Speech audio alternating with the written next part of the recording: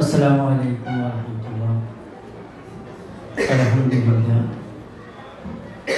نحمده ونستعينه ونؤمن به ونتوكل عليه ونعوذ بالله من شرور أنفسنا ومن سيئات أعمالنا. من يهده الله فلا مضل له ومن يضلل فلا هادي له.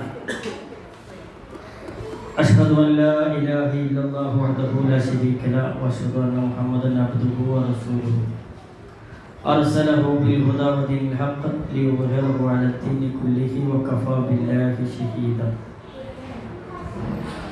اللهم صل على محمد وعلى آل محمد كما صليت على إبراهيم وعلى آل إبراهيم إنك حميد مجيد. اللهم بارك على محمد وعلى آل محمد كما باركت على إبراهيم وعلى آل إبراهيم إنك حميد مجيد. أما بعد فإن خير الكلام كلام الله وخير الهدي هدي محمد صلى الله عليه وسلم وشر الأمور محدثاتها وكل محدثة بدعة وكل بدعة ضلالة وكل ضلالة في النار. إن أريد إلا الإصلاح ما استطعت وما توفيقي إلا بالله عليه توكلت وإليه أنيب. رب اشرح لي صدري ويسر لي أمري واحلل عقدة من لساني يفقهوا قولي. أعوذ بالله من الشيطان الرجيم. بسم الله الرحمن الرحيم. يا أيها الذين آمنوا اتقوا الله حق تقاته ولا تموتن إلا وأنتم مسلمون. ഏറ്റവും സ്നേഹം നിറഞ്ഞ രക്ഷിതാക്കളെ, അധ്യാപകരെ, സ്ഥാപന മേലധികാരികൾ, നമ്മൾ ആ കൗതുകം മൂടുന്ന കുട്ടികളുടെ കാര്യം ചർച്ച ചെയ്യാനാണ് നമ്മൾ ഒരുമിച്ച് കൂടിയിട്ടുള്ളത്. പ്രസംഗമല്ല ഉദ്ദേശിക്കുന്നത്, നിങ്ങളോട് സംസാരിക്കാൻ. ഇപ്പോൾ സംസാരത്തെ ശ്രദ്ധിക്കുന്നതും പ്രസംഗത്തെ ശ്രദ്ധിക്കുന്നതും വ്യത്യാസമാണ്. പ്രസംഗത്തെ ശ്രദ്ധിക്കുമ്പോൾ കുറച്ച് മസിലൊക്കെ പിടിച്ചിരുന്നാൽ പ്രശ്നമല്ല. പക്ഷേ സംസാരത്തെ ശ്രദ്ധിക്കുമ്പോൾ നിങ്ങൾ മസിൽ പിടിച്ചിരുന്നാൽ എന്ത് ചെയ്യില്ല, നമ്മൾ കാര്യങ്ങളൊക്കെ കൺവേ ചെയ്യാൻ പറ്റില്ല. അപ്പോൾ ഒന്ന് അയഞ്ഞിരിക്കുക. പ്രസംഗ കേൾക്കുന്ന ഇത് എന്നുവെച്ചാൽ പ്രസംഗത്തിന് ഇരുന്നാൽ പെട്ടെന്ന് ക്ഷീണിക്കും. നമ്മളിങ്ങനെ സംസാരം കേൾക്കാൻ ക്ഷീണം ഉണ്ടാവില്ല, ആണ് വ്യത്യാസം. ഏതായിരുന്നാലും നമ്മൾ കുട്ടികളെ ഒരു പ്രത്യേക ലക്ഷ്യത്തിലേക്ക് കൊണ്ടുപോകാൻ ആഗ്രഹിക്കുന്നവരാണ്. പക്ഷെ എന്താണ് ലക്ഷ്യം എന്നതിൽ പല ആളുകൾക്കും പല കാഴ്ചപ്പാടുകളാണ്. ആർക്കെന്ത് കാഴ്ചപ്പാടുണ്ടായാലും ലക്ഷ്യം അല്ലാഹു തആല പറഞ്ഞ ലക്ഷ്യത്തിലേക്ക് ആകുമ്പോഴുള്ള എന്ത് ചെയ്യാം, നമ്മൾ പൂർണ്ണമായി ഒരു പാരൻ്റായി മാറുക. ഞാൻ പാരൻറ്റിങ്ങിലേക്ക് കടക്കുന്നതിന് മുമ്പ് ജീവിതത്തിൻ്റെ ലക്ഷ്യം എന്താണ് എന്ന് ചുരുക്കി പറയാൻ ഉദ്ദേശിക്കുക. നമ്മൾ ഉമ്മൻ്റെ വയറ്റിലായപ്പോൾ 4-ാം മാസത്തിൽ ഒരു മലക്ക് വന്ന് ബോധപൂർവം ആത്മാവിനെ ഊതിയതാണ്. അതുകൊണ്ടാണ് നമ്മുടെ ശരീരത്തിൽ ഈ ആത്മാവ് എന്ത് ചെയ്യണത്, നിലനിൽക്കുന്നത്. ലോകത്തെ മുഴുവൻ കുട്ടികളും അങ്ങനെ ജനിച്ചത്. ഉമ്മൻ്റെ വയറ്റിൽ 4-ാം മാസം റൂഹ് ഊതാനൊരു മലക്ക് വരും. അത് കഴിഞ്ഞ് റൂഹ് കൊണ്ടുപോകാനൊരു മലക്കും വരും. ഈ 2 മലക്കുകൾ വരുന്നതിനിടയിലുള്ള കുറഞ്ഞ കാലയളവാണ് എന്ത് ചെയ്യണത്, ഇവിടുത്തെ ജീവിതം. ജനിക്കുമ്പോൾ ബാങ്ക് കൊടുക്കും. ആ ബാങ്കിൻ്റെ നിസ്കാരം നമ്മൾ മരിച്ചിട്ടാണ്. അപ്പോൾ ബാങ്ക് കൊടുത്ത് നിസ്കരിക്കുന്ന ടൈമുള്ള എന്ത്, ഇവിടെ ആകെ ജീവിതം. ജനിക്കുമ്പോൾ ചെവിയിൽ ബാങ്ക് കൊടുക്കുമല്ലോ. പിന്നെ അതിന് നിസ്കാരം എപ്പോഴാണ്? മരിച്ചിട്ടുള്ള മയ്യത്ത് നിസ്കാരത്തിന് ബാങ്ക് ഉണ്ടോ? ഇല്ലല്ലോ. അതിൻ്റെ ബാങ്കാണ് അപ്പം കൊടുക്കണത്. ആ ബാങ്ക് കൊടുത്തു കഴിഞ്ഞാൽ നമ്മൾ എന്തിന് കാത്തിരിക്കുക, നമുക്ക് വേണ്ടി മറ്റുള്ളവർ നിസ്കരിക്കാൻ വേണ്ടി കാത്തിരിക്കുക. അത്ര സമയമുള്ളൂ എന്ത് ചെയ്യണത്, ഇവിടെ ആകെ ജീവിക്കണത്. നിങ്ങൾ താമസിക്കുന്ന പ്രദേശത്ത്, ആ സ്ഥലത്ത്, നിങ്ങൾ വീടിരിക്കുന്ന സ്ഥലത്ത് 200 കൊല്ലം മുമ്പ് ആരായിരുന്നു അറിയോ? ഇനി 200 കൊല്ലം കഴിഞ്ഞ് നിങ്ങൾ താമസിക്കുന്ന സ്ഥലത്ത് ആരാ താമസിക്കുക അറിയോ? അപ്പോൾ നമുക്ക് എത്ര കാലം ഉണ്ടാവും? 200 കൊല്ലം ഉണ്ടാവും ഇവിടെ. അപ്പോൾ ഈ ചുരുങ്ങിയ കാലഘട്ടത്തിലാണ് നമ്മളിവിടെ ജീവിക്കുന്നത്. നമ്മൾ ആത്മാവ് ആത്മീയ ലോകത്തുനിന്ന് വന്നതാണ്. ആദം അലൈഹിസ്സലാമിൻ്റെ മുതുകിലെ എല്ലാ ആത്മാവിനോടും അള്ളാഹുവിനെ മാത്രം ആരാധിക്കുക എന്നത് പറയാൻ നിങ്ങൾ ബാധ്യത ഏറ്റെടുക്കുമെന്ന് ചോദിച്ചപ്പോൾ നമ്മളൊക്കെ സമ്മതിച്ചതാണ്. ലാ ഇലാഹ ഇല്ലല്ലാഹ് ഇവിടെ വന്നിട്ട് പറഞ്ഞോളാം, പ്രവർത്തിച്ചോളാം എന്ന് എവിടുന്ന് സമ്മതിച്ചതാണ്? ആദം അലൈഹിസ്സലാമിൻ്റെ മുതുകിൽ നിന്ന്. അപ്പോൾ നമ്മൾ ആത്മാവിന് എത്ര പ്രായമുണ്ട്? ആദം അലൈഹിസ്സലാമിൻ്റെ പ്രായമുണ്ട് ആത്മാവിൽ. ഇനി ആത്മാവ് തിരിച്ചു പോയി സ്വർഗത്തിലേക്കോ നരകത്തിലേക്കോ മാറി നിത്യമായി ആ ആത്മാവ് അവിടെ ജീവിക്കും.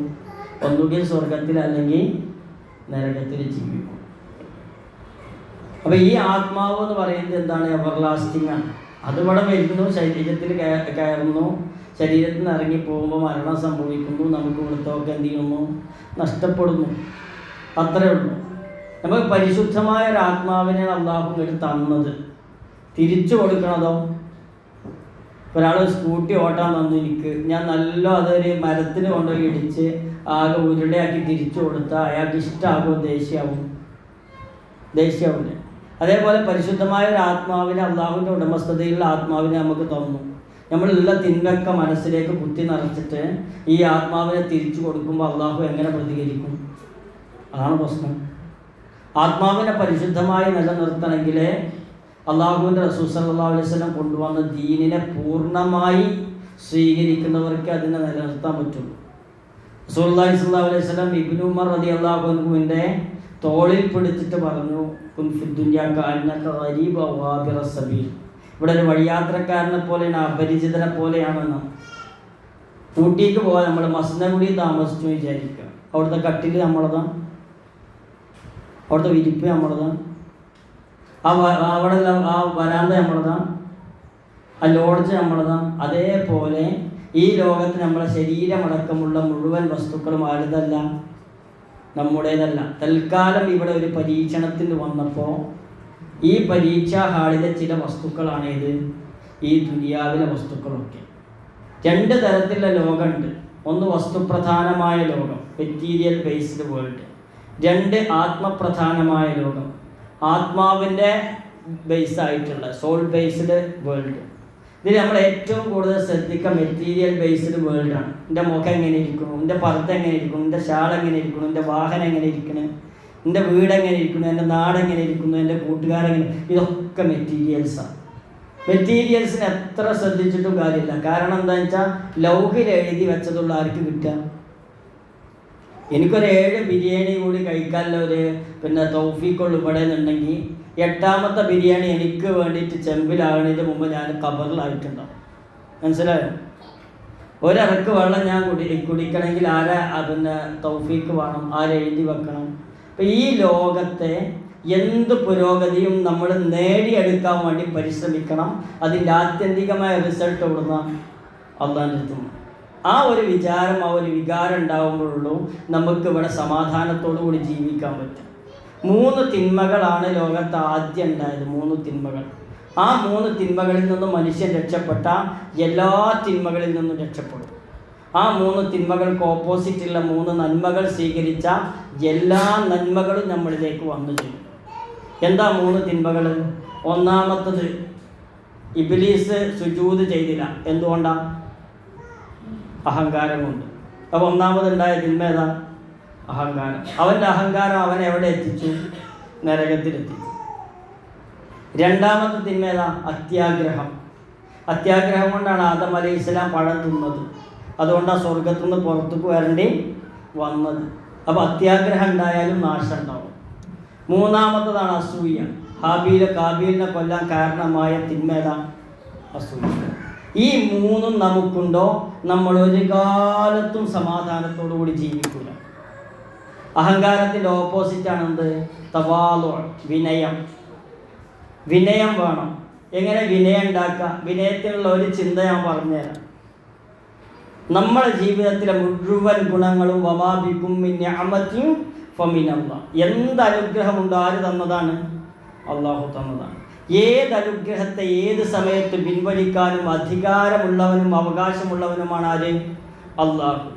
നമ്മളെ ഹാർട്ടാകട്ടെ, നമ്മളെ കാഴ്ചയാകട്ടെ, കേൾവിയാകട്ടെ, സംസാരശേഷിയാകട്ടെ, നമ്മുടെ നാഡീനരമ്പുകളുടെ ബലമാകട്ടെ, ഏതിനെയും സമ്പത്താകട്ടെ, വീടാകട്ടെ, ഏത് വേണമെങ്കിലും ഒരൊറ്റ നിമിഷാർത്ഥം കൊണ്ട് തിരിച്ചെടുക്കാൻ കഴിവുള്ളവനാണ് ആര്?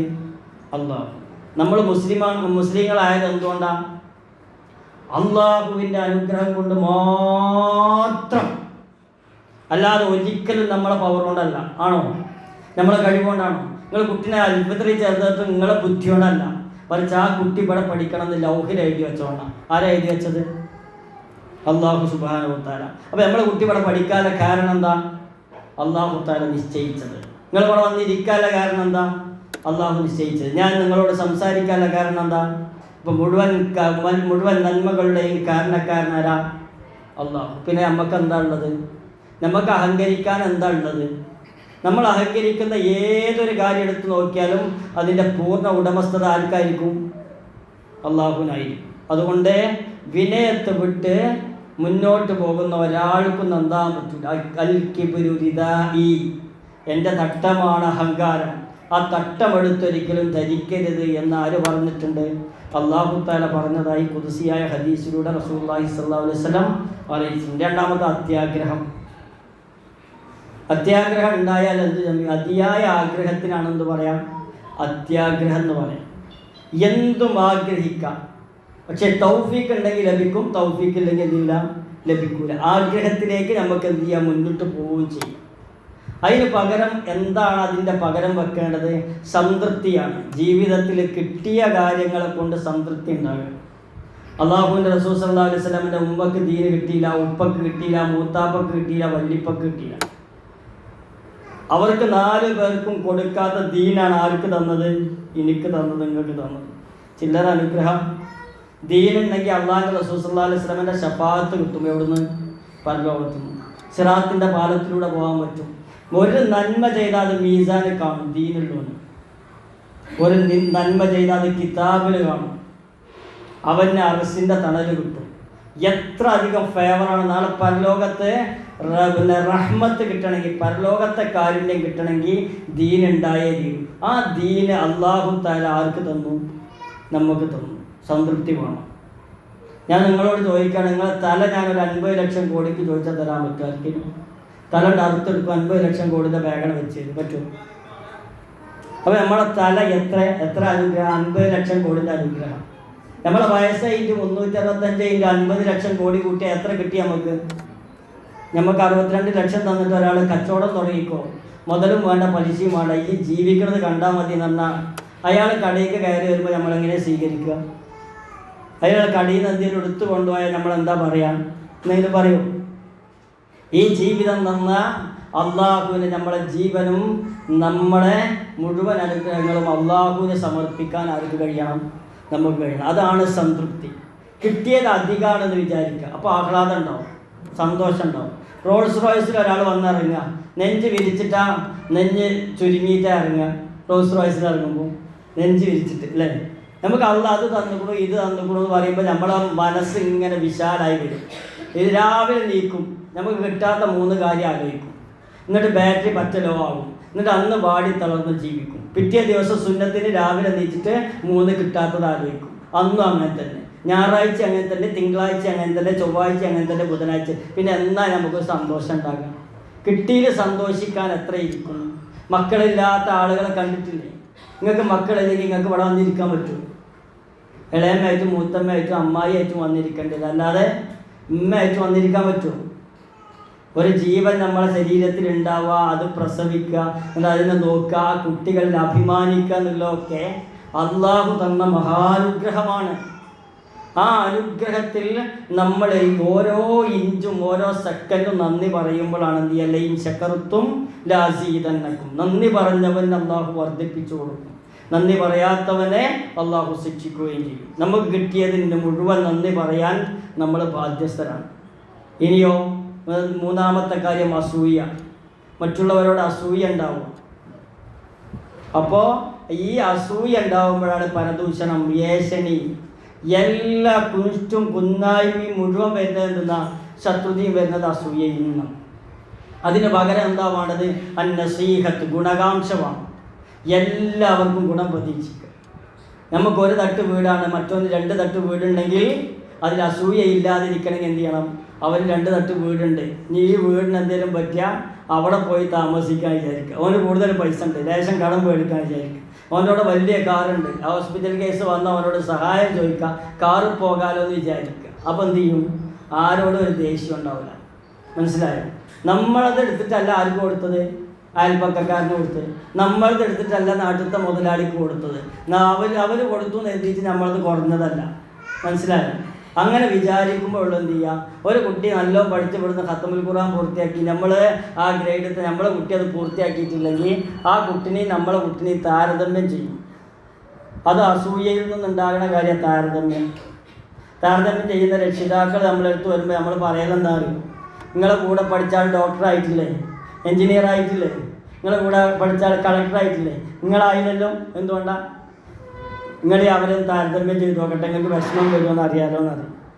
സംഗതി മനസ്സിലായ നിങ്ങൾക്ക്? ഓരോരുത്തർക്കും ഓരോ കല ആര് നിശ്ചയിച്ചിട്ടുണ്ട്? അള്ളാഹു നിശ്ചയിച്ചിട്ടുണ്ട്. നമ്മളെ കുട്ടി ഖത്തമുൽ ഖുർആൻ പൂർത്തിയായിട്ടുണ്ടെങ്കിൽ അത് പൂർത്തിയാകുന്ന ഒരു ദിവസമുണ്ട്. അതെവിടെ എഴുതി വെച്ചിരിക്കണു? ലൗഹിൽ എഴുതി വെച്ചിരിക്കണു, അന്ന് പൂർത്തിയാവും.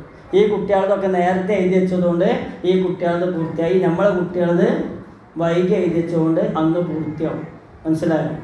അതിലുള്ള പ്രൊസീജിയേഴ്സ് നമ്മൾ പൂർത്തിയാക്കുക. റിസൾട്ട് ആരെടുത്താൽ? അള്ളാഹുവിൻ്റെ അടുത്താണ്. നിങ്ങൾ ഈ ക്ലാസ്സൊക്കെ കേൾക്കുമ്പോൾ എന്തായാലും നമ്മൾ കുറേ കേൾക്കും, എന്നിട്ട് എന്ത് ചെയ്യും? ഒന്നും ചെയ്യില്ല. കുറേ കേട്ടോലെ പ്രശ്നം അതാണ്, ഒന്നും ചെയ്യില്ല. ഉണ്ടാകും. എന്നോട് ഒരാൾ വന്നിട്ട് പറഞ്ഞ്, ഒരു സ്ത്രീ വന്നിട്ട് പറഞ്ഞു, ഭർത്താവിനെ അനുസരിക്കണം. ഭർത്താവ് ഖുർആൻ ക്ലാസ്സിന് പോകാൻ അയക്കില്ല, സമ്മതിക്കൂല. അപ്പോൾ ഞാൻ ഭർത്താവ് പറഞ്ഞത് കേൾക്കാതെ ഖുർആൻ ക്ലാസ്സിന് പോകും, അത് തെറ്റാണ് ഉസ്താദ് എന്ന് ചോദിച്ചു. നമ്മൾ തെറ്റാണ്, പൂർണ്ണമായി തെറ്റാണ്. ഭർത്താവിനെ അനുസരിക്കാത്തവർ എവിടെ ഉണ്ടാകാം? സ്വർഗത്തിലാണ്, നരകത്തിലാണ്. ഭർത്താവിനനുസരിച്ചാൽ സ്വർഗത്ത് പോകും എന്ന് പറഞ്ഞാൽ ഭർത്താവിനനുസരിച്ചിട്ടില്ലെങ്കിൽ അവിടെ പോവും, നരകത്ത് പോകും. അപ്പം നിങ്ങൾ ചെയ്യണത് എന്തല്ല? പുണ്യപ്രവർത്തനമല്ല. ഭർത്താവിന് അനുവാദം ഉണ്ടെങ്കിൽ ഖുർആൻ ക്ലാസ്സിന് പോയാൽ മതി. ഞങ്ങൾ എത്ര ക്ലാസ്സിന് പോയിട്ടുണ്ടാവും ചോദിച്ചു. ഞാൻ 12 കൊല്ലമായിട്ട് പോകൽ തുടങ്ങിയതാണ്. 12 കൊല്ലം എല്ലാ ആഴ്ചയും ഭർത്താവിനെ ധിക്കരിച്ച് അവിടെ പോകും, ഖുർആൻ ക്ലാസ്സിന് പോകും. ഞാൻ ചോദിച്ചു, 12 കൊല്ലം മുമ്പ് നിങ്ങൾ എങ്ങനെയായിരുന്നു? ഇപ്പം ഈ 12 വർഷം ഖുർആൻ ക്ലാസ് കേട്ടിട്ട് എന്ത് മാറ്റാണ്ടായെന്ന് ചോദിച്ചു. ഇല്ല ഉസ്താദെ, അന്നത്തെ മായത്തിൻ്റെ എന്നാണ്. അന്നത്തെ മായത്തിന് നമ്മളും അങ്ങനെ തന്നെ കേൾക്കും, കുറേ കേട്ടിട്ടെന്ത് ഒക്കെ മനസ്സിലെടുത്ത് വെക്കും, ഒന്നും പ്രാവർത്തികമാക്കില്ല. പ്രവൃത്തിയിലേക്ക് കൊണ്ടുവരുമ്പോൾ മാത്രമുള്ള കാര്യങ്ങൾ മാറാൻ ശ്രമിക്കാൻ അറിയാം. ചില ആളുകൾ മാറാൻ ശ്രമിക്കാം. ഞാൻ ഈ മൈക്ക് എടുക്കാൻ ശ്രമിച്ചാൽ നടക്കും, എടുത്താൽ മാത്രമുള്ളവർ നടക്കുക. ശ്രമിക്കാൻ അറിയാം, ഇവിടെ തെറ്റ എത്തുന്നതിനാണെന്ന് പറയാം, ശ്രമിക്കാൻ അറിയാം. ഇതെടുത്താൽ പിന്നെ എന്താ പറയാം? എടുക്കുക. ഒരു കാര്യം ചെയ്യാനുള്ളതാണ്, ഒരിക്കലും ശ്രമിക്കരുത്. ശ്രമിച്ചതുകൊണ്ടൊരു കാര്യമില്ല.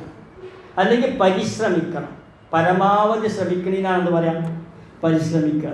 പരമാവധി ശ്രമിച്ചിട്ടും കഴിയുന്നില്ലെങ്കിൽ അയാൾക്ക് കുറ്റമല്ല. മറിച്ച് ശ്രമിക്കാൻ പറഞ്ഞാൽ എന്ത് ചെയ്യും?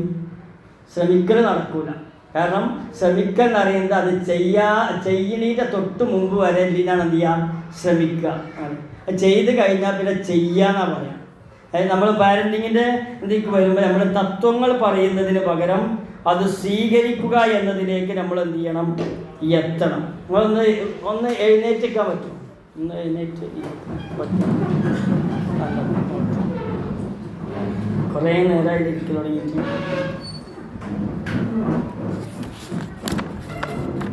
ഇരിക്കും.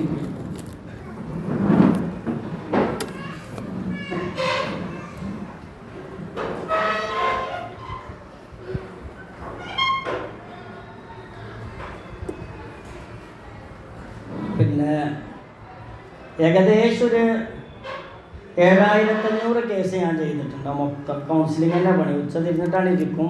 3 കേസും 4 കേസൊക്കെ ചെയ്യുന്നത്. അപ്പോൾ ഈ പാരൻസിൻ്റെ കേസ് ഇഷ്ടം പോലെ വരുന്നത് കൊണ്ടാണ്, ചിലയിടത്തൊക്കെ ക്ലാസ് എടുത്തത് ഈ ഓഫീസർ കേട്ടതുകൊണ്ടാണ് എന്ത് ചെയ്തത്, എന്നെ വിളിച്ചത്. അപ്പോൾ നിങ്ങൾക്ക് കുറച്ച് കാര്യങ്ങൾക്കുള്ള പരിഹാരം പറഞ്ഞുതരാനാണ് ഞാൻ ഉദ്ദേശിക്കുന്നത്.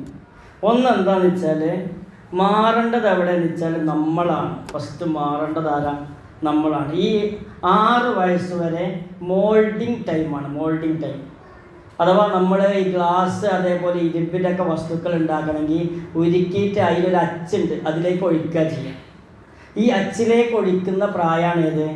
6 വയസ്സ് വരെ. അതിൻ്റെ ഇടയിൽ നമ്മൾ ഈ കൊടുക്കുന്ന അൽഫിത്രയിലെ ഈ വിവരം കുട്ടി നടപ്പിലാക്കുന്നത് ചിലപ്പോൾ 21ാമത്തെ വയസ്സിലേക്കാരം, അല്ലെങ്കിൽ 19ാമത്തെ വയസ്സിലേക്കാരം.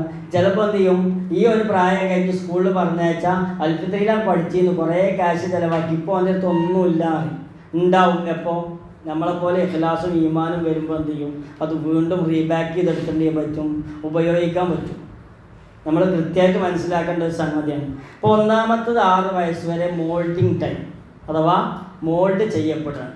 അഥവാ നമ്മൾ ഏത് ആകൃതിയിലാണോ ആ ആകൃതിയിലാണ് ആരുണ്ടാകുക, കുട്ടി ഉണ്ടാകുക. നമ്മൾ നിസ്കാരപ്പായി എന്ന് കണ്ടിട്ടുണ്ടെങ്കിൽ കുട്ടി നിസ്കാരപ്പായിലെത്തും. നമ്മൾ ഖുർആൻ ഓതുന്നത് കണ്ടിട്ടുണ്ടെങ്കിൽ കുട്ടി ഖുർആൻ ഓതാൻ എന്നിടത്തേക്ക് എത്തും. നമ്മൾ ഒരു വിരുന്നേര് വരുമ്പോൾ നല്ല സ്വീകരിച്ചു, ഒരു വിരുന്നേര് വരുമ്പോൾ തീരെ സ്വീകരിച്ചില്ല. അപ്പോൾ കുട്ടി എന്ത് ചെയ്യും, അത് രണ്ടും കാണും. എല്ലാവരെയും ഒരേപോലെ സ്വീകരിക്കാൻ പറ്റില്ല എന്നാര് മനസ്സിലാക്കും, കുട്ടി മനസ്സിലാക്കും. മനസ്സിലായോ? ഭാര്യയും ഭർത്താവും തമ്മിൽ അല്ലെങ്കിൽ ഉമ്മയും തമ്മിൽ തല്ലുകൂടുമ്പോൾ ഇങ്ങനെയാണ് വൈവാഹിക ജീവിതം എന്നാര് മനസ്സിലാക്കും, 6 വയസ്സിൻ്റെ ഉള്ളിൽ കുട്ടി മനസ്സിലാക്കും, എല്ലാം മനസ്സിലാക്കും. നിങ്ങൾ കുളിക്കാൻ പഠിച്ചതെന്നാ 6 വയസ്സിൻ്റെ ഉള്ളിൽ, ബ്രഷ് ചെയ്യാൻ പഠിച്ചതെന്നാ 6 വയസ്സിൻ്റെ ഉള്ളിൽ അല്ലേ? പക്ഷെ ആ പഠിച്ച അനുഭവങ്ങൾക്ക് ഓർമ്മ ഉണ്ടോ? ഇല്ലല്ലോ, അനുഭവം ഓർമ്മ ഇല്ലല്ലോ. ഈ സമയത്ത് അനുഭവങ്ങൾ എടുക്കൂല, അതിൻ്റെ അറിവുകൾ മാത്രം എടുക്കും. അതാണ് 6 വയസ്സ് വരെ. 6 to 12 എന്ന് പറഞ്ഞാൽ അത് ശരിക്ക് ഒരു ട്രെയിനിങ് പീരീഡാണ്. 6 to 12 ആ സമയത്താണ് ഫുള്ള് ട്രെയിനിങ് കൊടുക്കേണ്ടത്. 5 വക്ത് നിസ്കരിക്കാൻ, സ്വയം കാര്യങ്ങൾ ചെയ്യാനൊക്കെ 6 വയസ്സ് കഴിഞ്ഞാൽ കുട്ടി എന്ത് ചെയ്യണം, പ്രാപ്തനാകണം, പ്രാപ്തയാകണം. ആ ഒരു പ്രായത്തിൽ ട്രെയിനിങ് കൊടുക്കാതെ 12 വയസ്സ് വരെ അല്ലെങ്കിൽ 10 വയസ്സ് വരെ പിന്നാലെ നടന്ന് സേവനങ്ങളൊക്കെ ചെയ്യുന്നുണ്ടെങ്കിൽ 10 വയസ്സ് കഴിഞ്ഞാൽ പിന്നെ അവരോട് ചെയ്യാൻ പറഞ്ഞാൽ അവരെന്ത് ചെയ്യൂല. അപ്പോൾ രക്ഷിതാവ് കുട്ടിയും തമ്മിൽ ക്ലാഷാവും. 12 വയസ്സ് മുതൽ 18 വയസ്സ് വരെ ആ സമയത്ത് എന്താണ്, ഈ 6 to 12 ഇരുമ്പ് ചൂടാക്കി അടിക്കണ പോലെ. ഇരുമ്പ് ചൂടാക്കി അടിച്ചാൽ എന്ത് ചെയ്യും, നമുക്ക് വേണ്ട ഷേപ്പിൽ എന്ത് ചെയ്യാം, മാറ്റാനും, വേണ്ട ഷേപ്പിൽ മാറ്റാനും. അത് കഴിഞ്ഞാൽ 12 വയസ്സ് കഴിഞ്ഞാൽ പിന്നെ കൊല്ലൻ ആ വെള്ളത്തിക്ക് വെച്ച് എടുത്തു കഴിഞ്ഞാൽ പിന്നെ അടിച്ചാൽ എങ്ങനെ ഉണ്ടാവും. നമ്മളെപ്പോഴും കുട്ടികളെ നന്നാക്കൽ എപ്പോഴാണ് 12 വയസ്സ് കഴിഞ്ഞിട്ട്. അതുവരെ കുട്ടിയല്ലേ എന്ന് എഴുതിയിട്ട് എന്ത് ചെയ്യും, ജീൻസിൻ്റെ പാൻറ്റും ടീഷർട്ടും ഒക്കെ ഇട്ട് കൊടുക്കും. കുട്ടികൾ പള്ളിയിൽ പോയിട്ടില്ലെങ്കിൽ പ്രശ്നമില്ല, നിസ്കരിച്ചിട്ടില്ലെങ്കിൽ പ്രശ്നമില്ല, ആയിട്ടില്ലല്ലോ എന്ന് വിചാരിക്കും. ആയിട്ടില്ലല്ലോ എന്ന് വിചാരിക്കണ ആ പ്രായത്തിൽ അവർ ചെയ്തിട്ടില്ലെങ്കിൽ പിന്നെ അത് ശീലിക്കാൻ വളരെയധികം പ്രയാസപ്പെടേണ്ടി വരും. ഒന്നെന്താണെന്ന് വെച്ചാൽ നമുക്ക് അവരെക്കുറിച്ചുള്ള ധാരണ 2 തരത്തിലുണ്ടാവും. ഒന്ന് നമ്മൾ കണ്ടറിഞ്ഞ ധാരണ, 2 ഇബ്ലീസ് തരുന്ന ധാരണ. ഇബ്ലീസ് തരുന്ന ധാരണയാണ് ഓരോരുത്തരെ പറ്റി നമുക്കുള്ളത്. ഇബ്ലീസ് എല്ലാവരെ കുറിച്ചുള്ള ധാരണ തരും. ആ ധാരണ ശരിയല്ല എന്ന് മനസ്സിലാകണമെങ്കിൽ എന്ത് ചെയ്യണം, നമ്മളിവിടെ ഒരു കണ്ണട ഉണ്ടാവും. ഈ കണ്ണട മനോഭാവത്തിൻ്റെ കണ്ണട. ഈ പച്ച കണ്ണടയിൽ കൂടി നോക്കിയാൽ എന്താ കാണാം, പച്ച. ചുവപ്പ് കണ്ണടയിൽ കൂടി നോക്കിയാലോ ചുവപ്പ്. എന്നാൽ പ്ലെയിൻ ഗ്ലാസ് കൂടി നോക്കിയാലോ പ്ലെയിൻ ആയിട്ട് കാണും. കണ്ണട എല്ലാം നോക്കിയാലോ കുറച്ചും കൂടി വ്യക്തമായിട്ട് എന്ത് ചെയ്യും, കാഴ്ചയുള്ളവർക്ക് ശരിക്കും കാണൂലേ. കാഴ്ചയുള്ളവർക്ക് കണ്ണട വെക്കണതാണ് പ്രശ്നം. ഞാൻ പറയുന്നത് എന്താണെന്ന് വെച്ചാൽ നമ്മൾ ഓരോരുത്തരെയും മുൻധാരണയോടുകൂടി നോക്കുമ്പോൾ എന്ത് ചെയ്യും, അത് പ്രശ്നമാകും. മുൻധാരണ ഇല്ലാതെ നമ്മൾ അവരെ പഠിക്കുമ്പോൾ എന്ത് ചെയ്യും, കൃത്യമായിട്ട് മനസ്സിലാവും. ഒന്നും കൂടി വ്യക്തമായി പറയാം. എന്ത് ചെയ്യണം, കുട്ടികൾ മാറണമെങ്കിൽ അവർക്ക് കൽപ്പനകളല്ല മനോഭാവങ്ങളാണ് കിട്ടുന്നത്. കുട്ടികൾ മാറണമെങ്കിൽ എന്താ വേണ്ടത്, കൽപ്പനകളല്ല വേണ്ടത്, ഓർഡേഴ്സ് അല്ല, മനോഭാവം മാറണം. ഞാൻ ഒറ്റയ്ക്ക് കുളിക്കേണ്ടവനാണ് എന്നുള്ളൊരു മനോഭാവം വന്നു കഴിഞ്ഞാൽ, കുളിക്കുമ്പോൾ അമ്മച്ചി എന്തൊക്കെ ശ്രദ്ധിക്കല അതൊക്കെ ഞാനും ശ്രദ്ധിക്കണം എന്നുള്ള മനോഭാവം വന്നാൽ പിന്നെ എന്ത് ചെയ്യണ്ട, എപ്പോഴും തിരിക്കേണ്ട ഒരു മെഷീൻ ഉണ്ട് വിചാരിക്കുക. ആ മെഷീൻ്റെ അടുത്ത് നിൽക്കുന്ന ആൾക്കാണോ സുഖം. സ്വിച്ച് ഇട്ടാൽ മെഷീൻ ഓടും, പിന്നെ സ്വിച്ച് നിർത്തിയാലുള്ളൂ പിന്നെ ഓട്ടം നിൽക്കുക. ഏത് മെഷീൻ്റെ അടുത്ത് ഓപ്പറേറ്റ് ചെയ്യുന്ന ആൾക്കാർ എളുപ്പം ഉണ്ടാകുക, സ്വിച്ച് ഇട്ടാൽ ഓടിനാൽ. ആ രൂപത്തിലേക്ക് കുട്ടികളെ മാറ്റാൻ വേണ്ടി. മറിച്ച് കുളിക്കാൻ സമയത്ത് കുളിക്കുക എന്ന് പറയാം, വായിക്കാൻ സമയത്ത് വായിക്കുക എന്ന് പറയാം, ഖത്തമുൽ ഖുർആനിൻ്റെ സമയത്ത് ഖത്തം തീർക്കുക എന്ന് പറയാം. ഇങ്ങനെ ഓരോന്നിനും നിർദ്ദേശങ്ങൾ ഇങ്ങനെ എറിഞ്ഞു കൊടുക്കുന്ന ആളുകളായി മാറിയാൽ ഈ കുട്ടികൾക്ക് നമ്മളോട് ദേഷ്യം വരും, നമ്മളോട് പ്രയാസം വരും. മറിച്ച് അതിന് പ്ലാൻ ഉണ്ടാക്കി നമ്മൾ അതിലേക്ക് എത്തിക്കാൻ പറ്റും. അതിലേക്ക് എത്തിക്കണമെങ്കിൽ എന്ത് ചെയ്യണം എന്നല്ല, നമ്മൾ ആ കുട്ടികളുടെ ഗുണങ്ങൾ എടുത്തു പറയണം. ഒരു ഉദാഹരണം പറഞ്ഞുതരാം. ഇപ്പോൾ ഭർത്താവിൻ്റെ അമ്മ പറയണം, എൻ്റെ മരുമകൾ നല്ല മരുമകളാണെന്ന് എല്ലാവരോടും പബ്ലിസിറ്റി ചെയ്യുകയാണെങ്കിൽ പിന്നെ ആ മരുമകൾക്ക് ചീത്ത മരുമകളാകാൻ കഴിയും.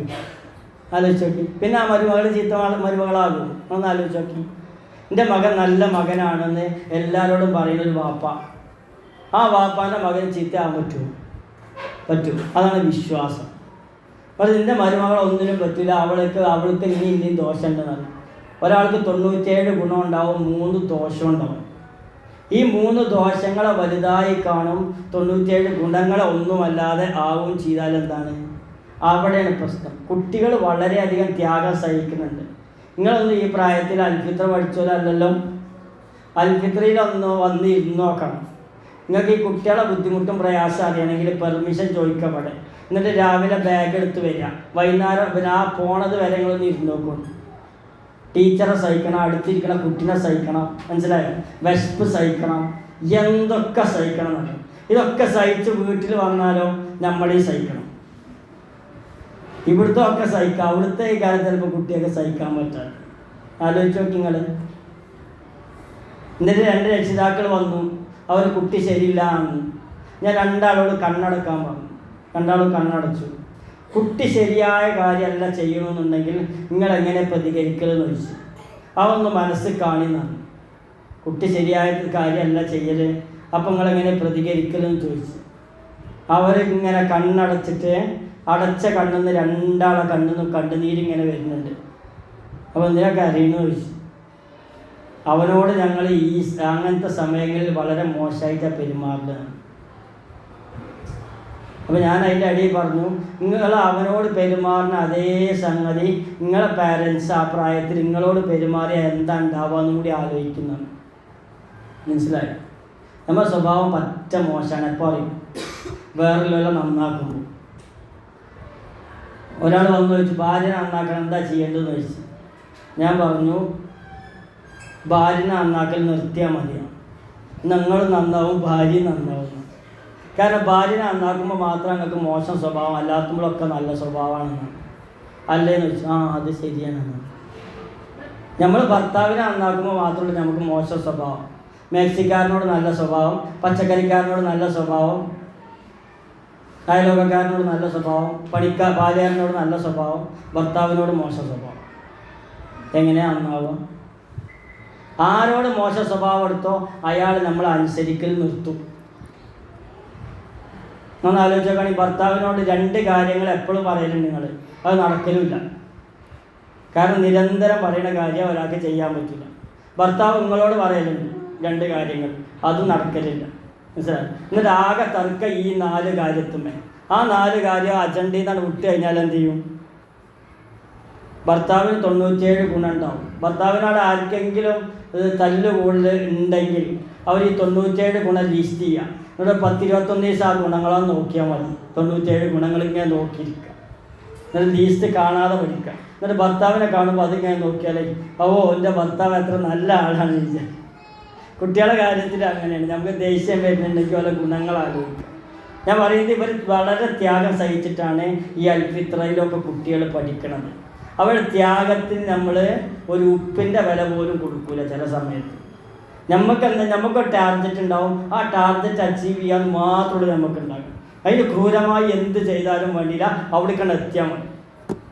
എൻ്റെ കുട്ടി അവിടെ മോശമാകാൻ പറ്റില്ല, എൻ്റെ കുട്ടി ഗ്രൂപ്പിലെല്ലാവരും ചെയ്തിരുന്നു, അത് മാത്രമാണ് നമ്മൾ ലക്ഷ്യം. അതിനപ്പുറത്തേക്ക് ഒരു ലക്ഷ്യമില്ല. അങ്ങനെ ആകുമ്പോൾ നമ്മൾ ദുസ്വഭാവികളായി മാറി അവർ നമ്മളെ അനുസരിക്കണില്ല.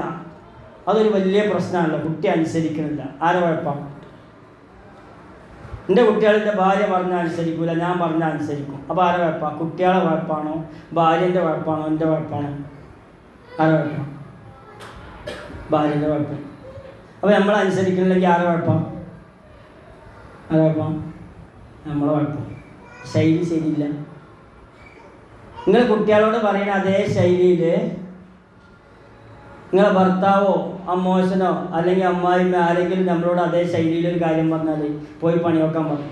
നമ്മളെ ശൈലി നമുക്ക് മനസ്സിലാവില്ല. പക്ഷെ വേറെല്ലാവരും നമ്മളോട് അതേ ശൈലി എടുത്താൽ നമുക്ക് എന്ത് ചെയ്യും? പെട്ടെന്ന് മനസ്സിലാവില്ല. നമ്മളെ ശൈലി ദോഷം മാത്രമാണ് അനുസരിക്കാത്തതിന് കാരണം. നമ്മളൊരു കാര്യം എപ്പോഴും പറയണം, കുളിക്കാൻ വാതെന്ത് ചെയ്യും? ഒരു 45 മിനിറ്റ് കുളിക്കാൻ വിളിക്കും. അതിന് പകരം വലത്തെ തോട് പിടിച്ചിട്ടേ ബാത്റൂമൊക്കെ കൊണ്ടുവരാം, ടോയ്ലറ്റ് പിക്കിംഗ് എന്നാണ്. എന്നിട്ട് അവിടെ നിർത്തുക, വെള്ളം ഒഴിക്കുക. ഇതിന് എത്ര സമയം വേണ്ടി വരും? ഇതിനൊഴിവില്ല. നമ്മൾ അടുക്കളയിൽ നല്ല പണിയിലേക്കാണ്. വെറുതെ ഇങ്ങനെ സുബാൻ അറിയണ മാതിരി കുളിക്കാൻ വാ. അപ്പോൾ നമ്മൾ വിളിക്കണം 9ാമത്തെ വട്ടം നമ്മൾ ടോണ് മാറുമ്പോൾ ഇനി വന്നിട്ടില്ലെങ്കിൽ ഉമ്മാൻ്റെ നല്ല കിട്ടുമെന്ന് മനസ്സിലാകുന്ന ഒരു ടോണുണ്ട്. അവിടേക്കാണ് എത്തുമ്പോൾ എന്ത് ചെയ്യും, കുട്ടിയുടെ ചോട്ടേക്കാണ് കുളിക്കാൻ. അതുവരെ എന്ത് ചെയ്യും, നമ്മളിട്ട് ഇങ്ങനെ കളിപ്പിക്കും. അത് നമുക്ക് ആ കുട്ടീനോട് ഭയങ്കര ദേഷ്യത്തിൻ്റെ ഹോർമോൺ എന്ത് ചെയ്യും, അധികം വരും. പിന്നെ അവിടെ പോയി കുട്ടി അവിടെ വന്നാലും വന്നിട്ടില്ലെങ്കിലും കഴിച്ച് കിട്ടിയാൽ തല്ലണം എന്നുള്ള നീയത്തിലേക്കാണ്.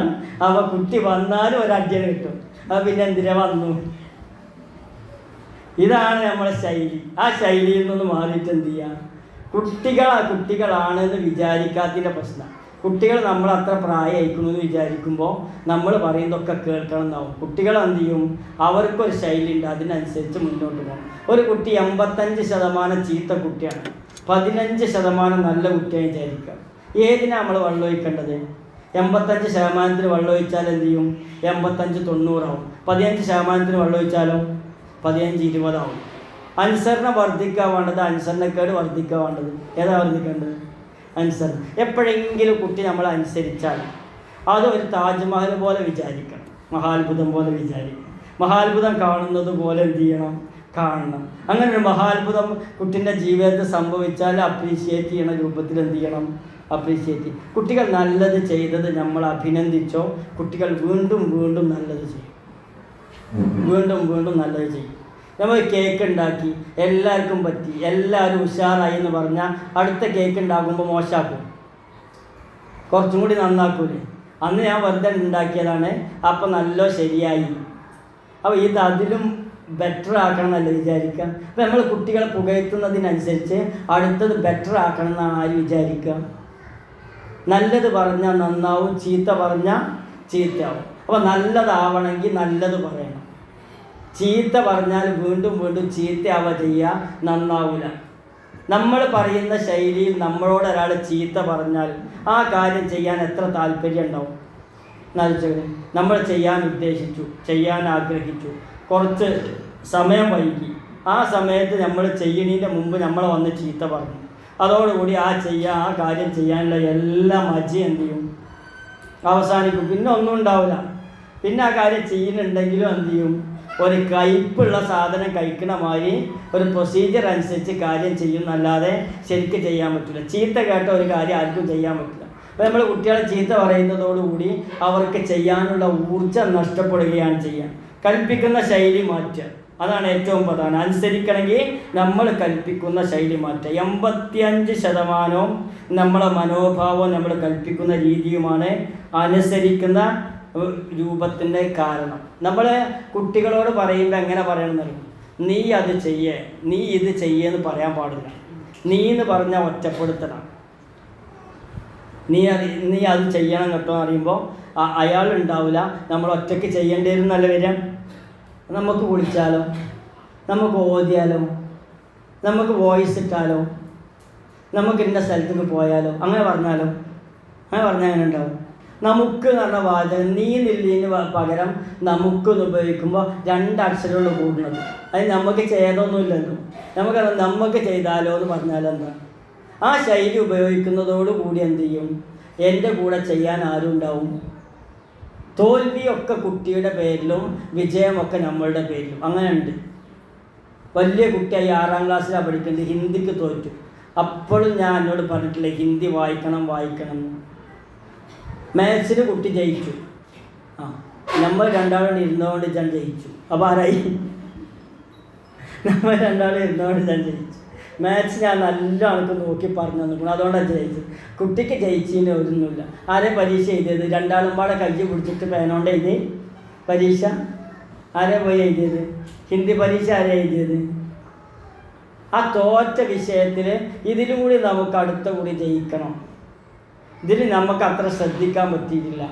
മറ്റേലൊക്കെ നമ്മൾ ശ്രദ്ധിച്ചതുകൊണ്ട് നമ്മൾ എന്ത് ചെയ്തു, എൻ്റെ സാമർഥ്യം കൊണ്ടാണ് മറ്റേ വിഷയത്തിലൊക്കെ ജയിച്ചത്. ഇതിലും കൂടി നിനക്ക് സാമർഥ്യം ഉണ്ടായിരുന്നെങ്കിൽ എന്ത് ചെയ്യും, ഉഷാറായിരുന്നു എന്ന് പറയുമ്പോൾ കിട്ടിയതിനെ അഭിനന്ദിക്കും, കിട്ടാത്തതിനെ സൂചിപ്പിക്കുകയും ചെയ്യാം. നമ്മളെന്താ ചെയ്യാം, കിട്ടാത്ത എന്താ കുറവ് എന്നുണ്ടെങ്കിൽ അതിന് വലുതാക്കി ബലൂണ് പോലെ പറയും. എന്താണ് ഉള്ളത് എന്നുണ്ടെങ്കിൽ അത് പറ്റ ചെറുതാക്കി നെല്ലിക്ക പോലെ വിവരിക്കും. ആണ് പ്രശ്നം. അതിന് മാറി ഉള്ളതിനെ നമ്മൾ വലുതാക്കി പറയാം, ഹൈലൈറ്റ് ചെയ്ത് പറയാം. അപ്പോൾ അടുത്തത് ഉണ്ടാകാനുള്ള മോട്ടിവേഷൻ ആർക്കുണ്ടാവും? കുട്ടികൾക്കുണ്ടാവും. കുട്ടികൾ എന്ത് ചെയ്യും? നമ്മൾ അനുസരണത്തിൻ്റെ മറ്റൊരു ഭാഗം എന്താണെന്ന് വെച്ചാൽ, നമ്മൾ ഭർത്താവിനെ അനുസരിക്കണമെങ്കിൽ കുട്ടികളെപ്പാനെ നമ്മൾ അനുസരിക്കണമെങ്കിൽ കുട്ടികൾ ആരനുസരിക്കും? നമ്മളനുസരിക്കും. അങ്ങനെ ഒരു ബന്ധമുണ്ട്. മാതാപിതാക്കളെ നമ്മൾ അനുസരിച്ചിട്ടുണ്ടെങ്കിൽ നമ്മളെ കുട്ടികൾ നമ്മളനുസരിക്കും. അതൊന്ന് ആലോചിച്ച് നോക്കുകയാണ്. അപ്പോൾ നമ്മളെ കുട്ടികൾ നമ്മളനുസരിക്കാത്തതിൻ്റെ ഒരു ഘടകം എന്താ? നമ്മൾ മാതാപിതാക്കൾ ആ പ്രായത്തിൽ അനുസരിക്കാത്തത്. നമ്മളെ കുട്ടികൾ നമ്മളനുസരിച്ചാൽ നമ്മളെ പേരക്കുട്ടികൾ എന്ത് ചെയ്യും? നമ്മളെ കുട്ടികളനുസരിക്കും. ഇനിയും പറ്റുമെന്ത്? ചില കാര്യത്തിലൊക്കെ അനുസരണക്കേട് നമ്മൾ കാണിക്കാറുണ്ട്. അത് മാറ്റി വെച്ചാൽ തന്നെ കുട്ടികൾ എന്ത് ചെയ്യും? അനുസരണശീലത്തിലേക്ക് വരും എന്നുള്ളത് നമ്മൾ മനസ്സിലാക്കണം. ഇനിയോ മറ്റുള്ളവരോട് പെരുമാറുമ്പോൾ അത് അവർക്ക് ഇഷ്ടപ്പെടുമോ? എല്ലായിടത്തും പറയുന്നൊരു കഥയാണ്. നമ്മൾ രണ്ട് തരത്തിലുള്ള പെരുമാറ്റം. ഒരു കുട്ടി നമ്മളെ കൂടെ കല്യാണത്തിന് വരികയാണ്. കുട്ടി ചളിയിലാണ് വീണു വിചാരിക്കുക. എന്താ സംഭവിക്കുക? അല്ലെങ്കിൽ തന്നെ നേരം വൈകിക്കാണ്, പുതിയൊന്ന് ഇറങ്ങാനായിട്ടുണ്ടാവും, വീട്ടിൽ നിന്ന് ഇറങ്ങാൻ വൈകിയിട്ടുണ്ട്. കുട്ടിക്ക് ഇപ്പം തന്നെ വീണപ്പോഴും എന്താ കുട്ടി ഇന്നത്തെ കല്യാണം ആകെ കൊള്ളായി. പിന്നെ 6 മാസം കഴിഞ്ഞിട്ട് അവിടെ വേറെ കല്യാണം ഉണ്ടാകുമ്പോഴും പറയും, അന്നാ പോയപ്പോൾ ആ കുട്ടി വീണത് ഇപ്പോഴും മനസ്സിൽ പോയിട്ടില്ല. എന്നാൽ അതിന് പകരം കൂട്ടുകാരത്തെ വീണുണ്ടെങ്കിലോ, ചളിയിൽ നമ്മളൊക്കെ പോണ കൂട്ടുകാരത്തി വീണു. അപ്പോൾ എന്താ പറയുക? സാരല്ലേ, ആ വീട്ടിൽ ബാത്റൂം ഉണ്ടാവും, അവിടുന്ന് കഴുകി അവിടുത്തെ എത്തുമ്പോഴേക്കും ഉണങ്ങുകയെ. അതൊക്കെ അപ്പോൾ എന്താ ചെയ്യണം? എൻ്റെ കുറ്റമല്ലല്ലോ. അപ്പോൾ അയലോകക്കാരൻ ചെയ്താൽ ഓളെ കുറ്റമല്ല, കുട്ടി ചെയ്താലോ പൂർണ്ണമായിട്ട് ആരെ കുറ്റം? നമ്മൾ ഏറ്റവും അടുത്ത ആളുകളെ കുറ്റം പറയുന്നത് തന്നെ വളരെ മോശം സ്വഭാവം, പറ്റ വൃത്തികെട്ട സ്വഭാവമാണെന്ത്? ഭർത്താവിനെയും ഭാര്യനെയും മക്കളെയും മാതാപിതാക്കളെയും കുറ്റം പറയാവുന്ന ഇത്ര ലോകത്ത് ദുഷിച്ചൊരു സാധനമുണ്ട്. ഈ നാവ് എന്ന് പറയുന്നത് എന്താ പറയുക? ഹൃദയത്തിൽ നിന്നുള്ള പൈപ്പാണ്. സിങ്കിൽ നിന്നുള്ള പൈപ്പിൻ്റെ അവിടെ പാത്രം വെച്ചാൽ എന്താ കിട്ടുക? എന്താ കിട്ടുക? സിങ്കിൻ്റെ അവിടെ നിന്ന്. എന്നാൽ ഫ്രഷ് വാട്ടറിൻ്റെ അവിടെ പൈപ്പിൻ്റെ അവിടെ ബക്കറ്റ് വെച്ചാൽ എന്താ കിട്ടുക? നമ്മൾ ഇതിൻ്റെ ഉള്ളിൽ ഫ്രഷ് വാട്ടർ ആണെച്ചാൽ ഇതിൽ കൂടി വരുന്നതൊക്കെ ഫ്രഷേക്കാണ്. ഇതിൻ്റെ ഉള്ളിൽ ഫ്രഷ് അല്ലെങ്കിൽ ഇതിൽ കൂടി വരുന്നതൊക്കെ എന്തേക്കാരം? വേസ്റ്റേക്കാണ്. ഈ വേസ്റ്റ് ഇങ്ങനെ വേറെ ചെവിക്ക് തള്ളുമ്പോൾ എന്ത് ചെയ്യും? നമുക്കും രോഗം വരും, ഓർക്കും രോഗം വരും. എന്ത് രോഗം? മാനസിക രോഗം വരും. അവർക്കും ബുദ്ധിമുട്ട് വരും. നമ്മൾ പറയുന്ന വാചകങ്ങൾ എന്ത് ചെയ്യുക? ഖൂലൂ ലിന്നാസി ഹുസ്ന, ആളുകളോട് നല്ലത് മാത്രം പറയാം. കുട്ടികളോട് നല്ല ശൈലി പറഞ്ഞാൽ കേൾക്കും. ഇപ്പം ഞാൻ പറയുന്നത് നിങ്ങൾക്ക് മനസ്സിലാകുന്നുണ്ടോ? ഉണ്ടോ? എന്തുകൊണ്ടാണ് ഞാൻ ഈ ശൈലി പറയുന്നതുകൊണ്ട് അല്ലേ? നിങ്ങൾ ഈ ശൈലിയിലാണ് കുട്ടികളോട് പറയൽ, അതുകൊണ്ടാണ് അവർക്ക് മനസ്സിലാകാത്തത്. നമ്മൾ വേറെ ശൈലിയിൽ കുട്ടികളോട് പറയും. ആ ശൈലി ആർക്ക് അവൈലബിൾ അല്ല? കുട്ടികൾ ഇതേമാതിരി പറഞ്ഞാൽ മതി. അത് ചെയ്യട്ടോ, ഇത് ചെയ്യട്ടോ, മറ്റേത് ചെയ്യട്ടോ. കുട്ടികൾ പള്ളിക്ക് പോകില്ല. അപ്പം ഉമ്മ പറയും കുട്ടികൾ പള്ളിക്ക് പോകില്ല, ഞാൻ വിളിച്ചാലും ഒരു പോകില്ല, ഇജൊന്ന് വിളിച്ചു നോക്കാൻ അറിയുന്നോട്. സുബൈക്ക് നീച്ചയ്ക്കും ഉമ്മ അതാ പറയാം. ഫസ്റ്റ് ഉമ്മാൻ്റെ ശബ്ദം കേൾക്കുക, കുട്ടികളെ വിളിച്ചാട്ടാണ്. അപ്പോൾ എന്താ കാരണം എന്ന് വെച്ചാൽ അമ്മ വിളിച്ചാൽ പോകില്ല. കാരണം ഉമ്മ അങ്ങനെ വിളിക്കുക, ഞാനിങ്ങനെ വിളിക്കുക. മനസ്സിലായോ? ഞാൻ പോയി തട്ടി പിന്നെ ഉറക്കമൊക്കെ കിട്ടിയില്ലേ, നമ്മൾ പള്ളിയിൽ പോകുകയല്ലേ ചെയ്യും. അതോടുകൂടി എന്ത് ചെയ്യും? എന്നാൽ പോകാന്നിട്ട് അപ്പം തന്നെ ഞെട്ടി നീക്കും. നമ്മളെങ്ങനെ കുട്ടികളെ വിളിക്കൽ? 4 നേരത്തെ നെഗറ്റീവ് കൊടുക്കാൻ പറ്റില്ല. ഉറങ്ങുമ്പോൾ നെഗറ്റീവ് കൊടുത്താൽ ഉറക്കം മുഴുവൻ എന്താവും? നെഗറ്റീവ്. ഉണരുമ്പോൾ നെഗറ്റീവ് കൊടുത്താൽ ഉറങ്ങണത് വരെ എന്താവും? നെഗറ്റീവ് ആവും. പോകുമ്പോൾ നെഗറ്റീവ് കൊടുത്താൽ വരുന്നത് വരെ നെഗറ്റീവ് ആവും. തീരെ കൊടുക്കാൻ പറ്റാത്ത സമയമാണ് വരുമ്പോൾ നെഗറ്റീവ്. വരുമ്പോൾ നെഗറ്റീവ് കൊടുത്താൽ നമ്മളടുത്ത് നിന്ന് പോകുന്നത് വരെ നെഗറ്റീവ് കഴിക്കാൻ. ഒന്ന് ആലോചിച്ച് നോക്കാണ്. ഭർത്താവിന് വരുമ്പോൾ അല്ലെങ്കിൽ ഭാര്യന് വരുമ്പോൾ നെഗറ്റീവ് കൊടുത്താൽ പിന്നെ ഓള് പോകുന്ന അല്ലെങ്കിൽ ഓൻ പോകുന്നത് വരെ എന്താണ്? നെഗറ്റീവ് കഴിക്കാൻ. ആ 4 നേരങ്ങളിൽ നെഗറ്റീവ് കൊടുക്കാതെ ആണ് പരാതിപ്പെട്ടികളാകാതിരിക്കുക. ഒരു സ്ത്രീ വിളിച്ചിട്ട് എന്നോട് പറഞ്ഞു, ഭർത്താവ് ഗൾഫിലാണ്, 1.5 മിനിറ്റോട് സംസാരിക്കുക. ഉസ്താദ് എന്താ അതിനൊരു പരിഹാരം എന്ന് വെച്ചു. ഞാൻ പറഞ്ഞൊരു പരിഹാരം ഉണ്ടെന്നാണ്. നിങ്ങൾ എന്താ ഈ 1.5 മിനിറ്റോട് പറയലെന്ന് വെച്ചു.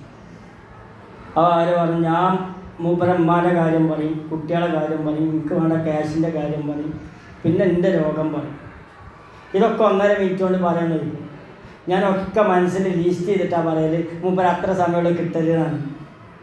ദിവസവും പറയുന്നത് ചോദിച്ചു, ദിവസം എന്തെങ്കിലും ഇങ്ങനത്തെ പറയാനുണ്ടാവുന്നു.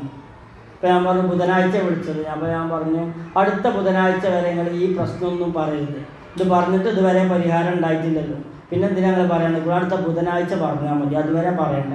എന്നിട്ട് ബുധനാഴ്ച ഇത് പറഞ്ഞിട്ട് അതുവരെ പറയണ്ട, ബുധനാഴ്ച അതിൻ്റെ റിസൾട്ട് എന്നെ വിളിച്ച് പറയണമെന്നാണ്. 3ാമത്തെ ദിവസം ഈ പെണ്ണിങ്ങനെ വിളിക്കണം.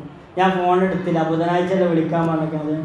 ആ ഫോൺ എടുത്തില്ല. പിന്നെയും വിളിച്ചപ്പോൾ ഞാൻ എടുത്തു. എന്താണെന്ന് ചോദിച്ചാൽ നിങ്ങളോട് ഒരാഴ്ച കഴിഞ്ഞല്ലോ വിളിക്കാൻ പറഞ്ഞത്.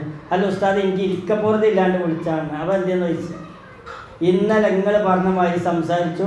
ഇന്നലെ മൂപ്പർ 1.25 മണിക്കൂർ എന്നോട് സംസാരിച്ചു. 1.5 മിനിറ്റ് സംസാരിച്ചാൽ 1.25 മണിക്കൂർ സംസാരിക്കണമെങ്കിൽ എന്താ വ്യത്യാസം?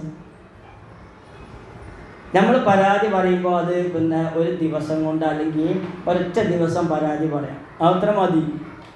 ബാക്കി ദിവസമൊക്കെ നല്ലത് പറഞ്ഞാൽ നമുക്ക് ആഴ്ചയിൽ 6 ദിവസം നല്ലതാകും, 1 ദിവസം എന്താണ്. കുട്ടികളെ വിലയിരുത്തുമ്പോൾ എന്ത് ചെയ്യാം? അവരെ 4 ഗുണങ്ങൾ പറഞ്ഞിട്ടുള്ളൂ, കുട്ടീൻ്റെ ഒരു ദോഷം പറയാൻ പറ്റും. മോനൊഴിച്ച് ഖുർആൻ പഠിക്കുന്നുണ്ട്, ദുആ ചെല്ലുന്നുണ്ട്, ഇത് നിസ്കരിക്കുന്നുണ്ട്, എന്നെ കാണുമ്പോൾ എനിക്ക് ഭയങ്കര സന്തോഷമാണ്. ഇത് എന്ത് ചെയ്യണം? രാവിലെ എണീച്ചിട്ട് ഉമ്മച്ചി പറയാതെ പല്ല് തേക്കും കൂടി ചെയ്താൽ അടിപൊളിയാവും. ഇങ്ങനെ ഉപദേശിക്കുക. ഈ ഉപദേശമല്ല നമ്മൾ കൊടുക്കൽ. എല്ലാം ശരിയാണ്, എന്ത് പറഞ്ഞാലും. പക്ഷെ പല്ല് തേക്കാൻ അവനോട് പറഞ്ഞിട്ട് കാര്യമില്ല. അത് ഞാൻ പിടിച്ചൊന്തിക്കൊണ്ടോ ഈ ബ്രഷ് വായിലിട്ട് ഇങ്ങനെ പിന്നെ ഉരസി കൊടുത്താൽ ശരിയാകാം. അങ്ങനെ ഞാൻ പറയും. എന്നിട്ട് ആ കുറ്റിയേക്കാർ എപ്പോഴും പറയാം, നമ്മൾ തെറ്റുകളെ പർവ്വതീകരിക്കാറില്ല. പർവ്വതത്തിൻ്റെ അത്ര ആക്കുക തെറ്റ്. ഈ പർവ്വതം പോകണമെങ്കിൽ എന്തൊക്കെ വേണം? ഒരു മല ഒരിടത്തു നിന്ന് കളയണമെങ്കിൽ എന്ത് വേണം? ക്രഷർ വേണം, JCB വേണം, ലൈസൻസ് വേണം, പൊട്ടിക്കാൻ ആൾ വേണം, കൊണ്ടുപോകാൻ ലോറി വേണം, കൊണ്ടുപോയിടാൻ സൈറ്റ് വേണം, സൈറ്റ് എഞ്ചിനീയർ വേണം, പഠിക്കാൻ ആൾ വേണം, വേണ്ടേ?